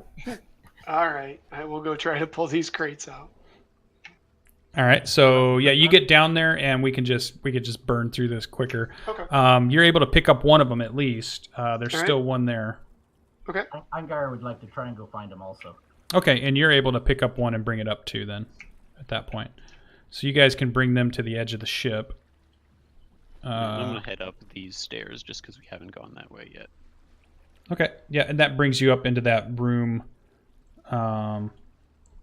in the ship, but I'll put you up on deck now. And as you go through those rooms, it's clear that these creatures have been ransacking the place, and this was right at the end of the stuff that was left over. And in fact, I can tell you, you guys have found everything that would be on the ship. Okay. Sweet. She's gonna. Did I manage to smother using my bedroll? Did I manage to smother the flames on the chest? Yeah. Yep. It's not continuing to burn. Cool. Yeah, she's gonna use the rope as a kind of a makeshift pulley to lower the chest down into the water, and then climb, and then kind of rappel down the rope after it. Okay. Yeah, easily done. I've got another rope we can use as a different rope to lower the chest. Yeah, we'll The crates, you mean? The crates, and we have one chest also, correct? Yep, We one have two chest, crates two and one crates. chest. Yeah. Yep. Yeah, so it doesn't take you guys very long to, just go ahead and move them down. You see smoke coming out of the opening here, but it's easy for you guys to go ahead and get your stuff down, go ahead and shimmy down the rope, and then the last person's able to untie it from the pitton that's in the side, and you see the rope kind of snake up and then snake back down as you guys wade your way back up to where the sand beach is. Yeah, Scout's gonna recover her rope and hand the pitton back to whoever gave it to her. I think it was Fankry? Or... Druven accepts the pitton and looks all down about setting this whole boat on fire. Yeah, and it's like maybe within 10 minutes, it makes it up to the top deck, and then it just goes quickly. Like it was a tinderbox waiting to happen, and it just burns to timbers if, depending on how long you guys stay and keep an eye on it. Go to the tavern. We heard a rumor there was this burning boat. I don't know how it happened. I look at Drubrin and say, "Did you bring marshmallows?" Did we see the name of the boat at all? Good question. If you take a quick look, let's see if you were able to see it. Do a perception check as you, at last minute, think to look for it. I was waiting for somebody to check it out. Oh no, you did not see the name of it. Scouts like just like looks at the birding and is like, never mind. It's lost to history now. Unknown ship. I should have grabbed one of those spears to take back. Yes. Now here's a random thought, and I imagine if there's even a check at all for this, it'll be very hard, but could I ask Edgar if he saw a name on the ship? I doubt he knows how to read, but I could maybe have him like sketch out what he saw in the sand with his beak. Oh, yeah, you're reaching. I'll let you make a D20 roll, but man, it better be like a green I'm 20. not expecting much, but it's just a thought. If you get a 20, I'll let it happen. Couldn't you look through the raven's eyes? Yeah. No, this was a while ago. Well, maybe not even then. Like, wouldn't you be able, when you communicate with Edgar, isn't it more telepathic than it is actual verbal? Like he literally would just be like, "Hey, did you happen to catch the side of the ship?" And he could just be like, "Image," and it's like, "Oh." Yeah, I don't know if it'll be a photographic image, but go ahead. You can make a D20 roll, and we'll see if the dice help you. Nope. Edgar's like blind for the next day or so for some reason. You don't know what's going on. It's because he never got to eat that bone. He won't talk to you. Yeah, he's like mad at you for some reason for making him have to attack in a ship with fire, and he's kind of upset about you throwing him into combat. So he's not talking to you for the next day or so. Scout is giving Edgar extra treats because she feels bad because she made the fire that Edgar had the fight in. Yeah, he keeps sending telepathic thoughts that he's going to find a new person to be a familiar to. But he finally, after a day or so, gets over it. All right, so what we see is our beleaguered adventurers make their way back. Would you search your stuff now, or would you just take your spoils back to town and then look at them? Either's fine. It's up to you how you guys would do it.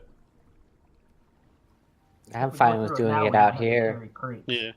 That is true. And this chest really has seen better days. We're probably not going to want to take it back anyway.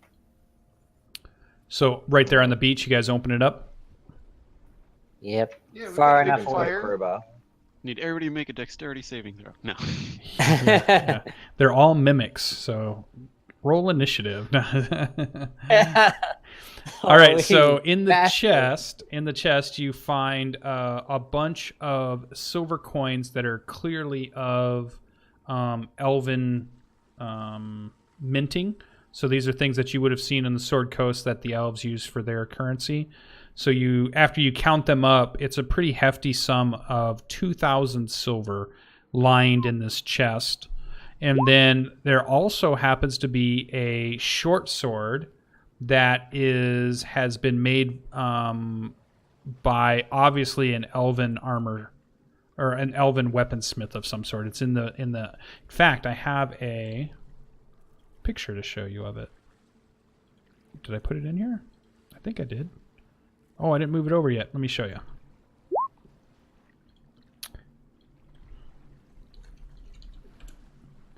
And let me grab it. I thought I put it over. I must not have.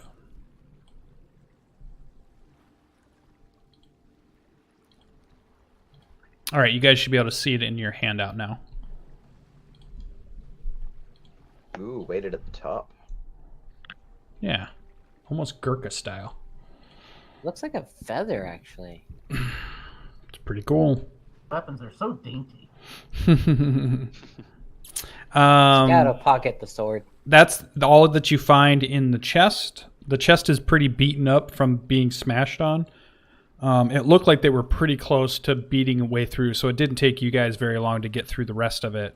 You do end up kind of ruining the chest by the end of it, at the end of it, so it's not very valuable in itself. And then when you pry open the boards of the crates, you find elven silk, bolts of silk in there, and these are things that you'll be able to sell back at town most likely. And you can already write down that if you were to sell them in town, you could probably get about 50 gold for each of the crates of elven silk. So 2 crates of silk. Got it. Yep. All right, and you guys make it back to town uneventfully. You made good rolls early on, so everybody would get 100 XP for exploring the wrecked ship. Our navigator would get an extra 25 XP for a success. And our forager would also get 20 XP for a success. And I believe our encounter was a success too, right? Finding the... But the rumor fishing was boat? not, right? That was the one fail, I thought. Yeah. Yeah, so the encounter was a success, so you get a 25 XP for the person that rolled the encounter. So the person that rolled navigation got 20 XP, the person that rolled foraging got 20 XP, and then the person that rolled encounter got 25 XP. All 25s, I'm sorry. And then that would be it. So What was the session XP again? 100 XP per person. So each of you got 100 for taking down the Sahijin or Sawajin. That's what I think it is, Sawajin. Sawaji? And getting the treasure off of the ship. So close. And out of curiosity, on the way back, can I cast Detect Magic on that short sword? You can, and it does radiate magic.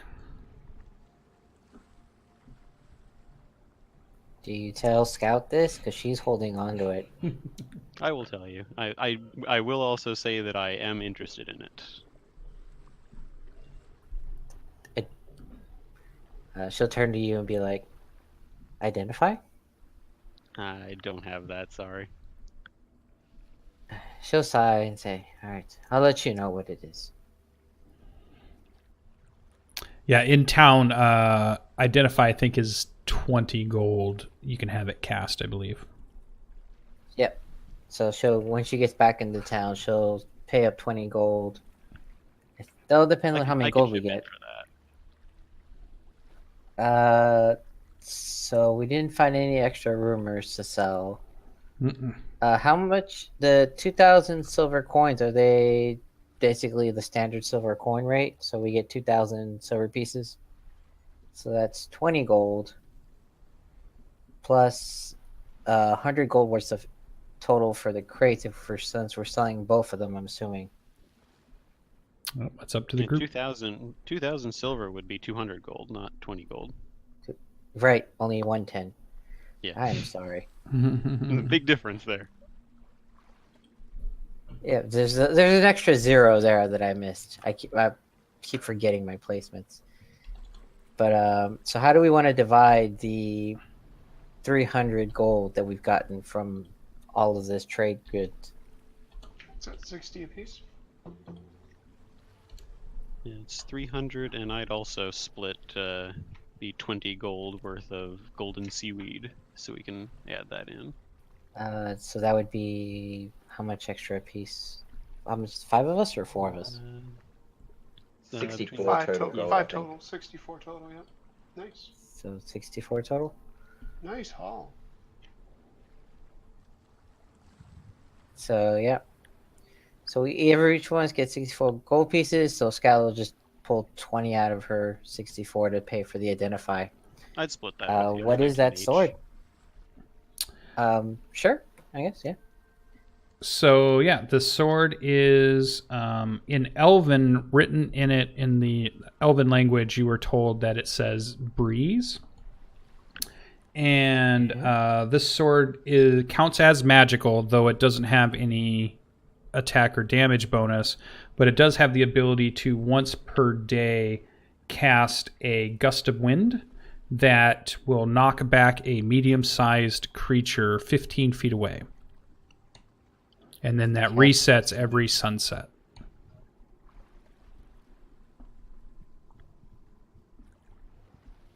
And once I know who actually has it, I'll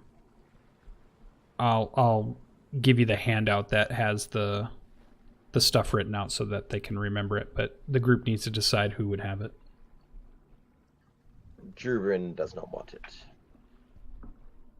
I don't want it. Scout wants it, but she knows that she's probably not going to use it a whole lot, except when creatures get close to her. But by the time she gets level 3, it'll be very hard for creatures to get close to her. Igar will stick with his axe and hammer. Yeah, I'll leave it up to you because I know that you prefer being a ranged attacker, so having something that will knock people away from you would be pretty handy. Yeah, she'll hold on to it, I guess, in case the creatures get close to her, and then she can knock them back. All right, so yeah, write on your character sheet once then. she gets experienced enough, she might be willing to trade it off to another player. So go ahead and write on your character sheet then just Elven short sword, and then in parentheses breeze is the name, and then I'll send the handout to you for whenever you play in your next game. You'll have a handout that shows it. All right, will do. All right, and that completes our session for tonight. It went a little bit later than I thought, but it's a Friday night, so hopefully nobody has to get up too early next in the morning. For all those that watched on Twitch, thanks for stopping by. And if you're catching this on YouTube later on, well, thanks for watching our mega campaign, and even you can play in this game. If you just want to contact me either through my Twitter account or YouTube or Twitch, send me a message, and I can get you in the game. I know Danimal here contacted me not too long ago, and he's already playing in a game. Iravel's been here from the beginning. I dragged Pelly in after he talked to some of our friends that are playing on the Monday night crew, and Brian's been playing with all the games I'm in and was from my Storm King's Thunder campaign. So it's all kinds of people are getting to play games with us, which is super cool. So that's where we're going to leave you off tonight on this expedition led by Aravel, a very successful expedition. We'll have to see what they end up deciding to do next week as I set up the schedule and see what groups go out and try to conquer these lands of Revonar. So thanks everybody for showing up, and we'll see you in the next one. Bye. Bye. But Bye. Transition.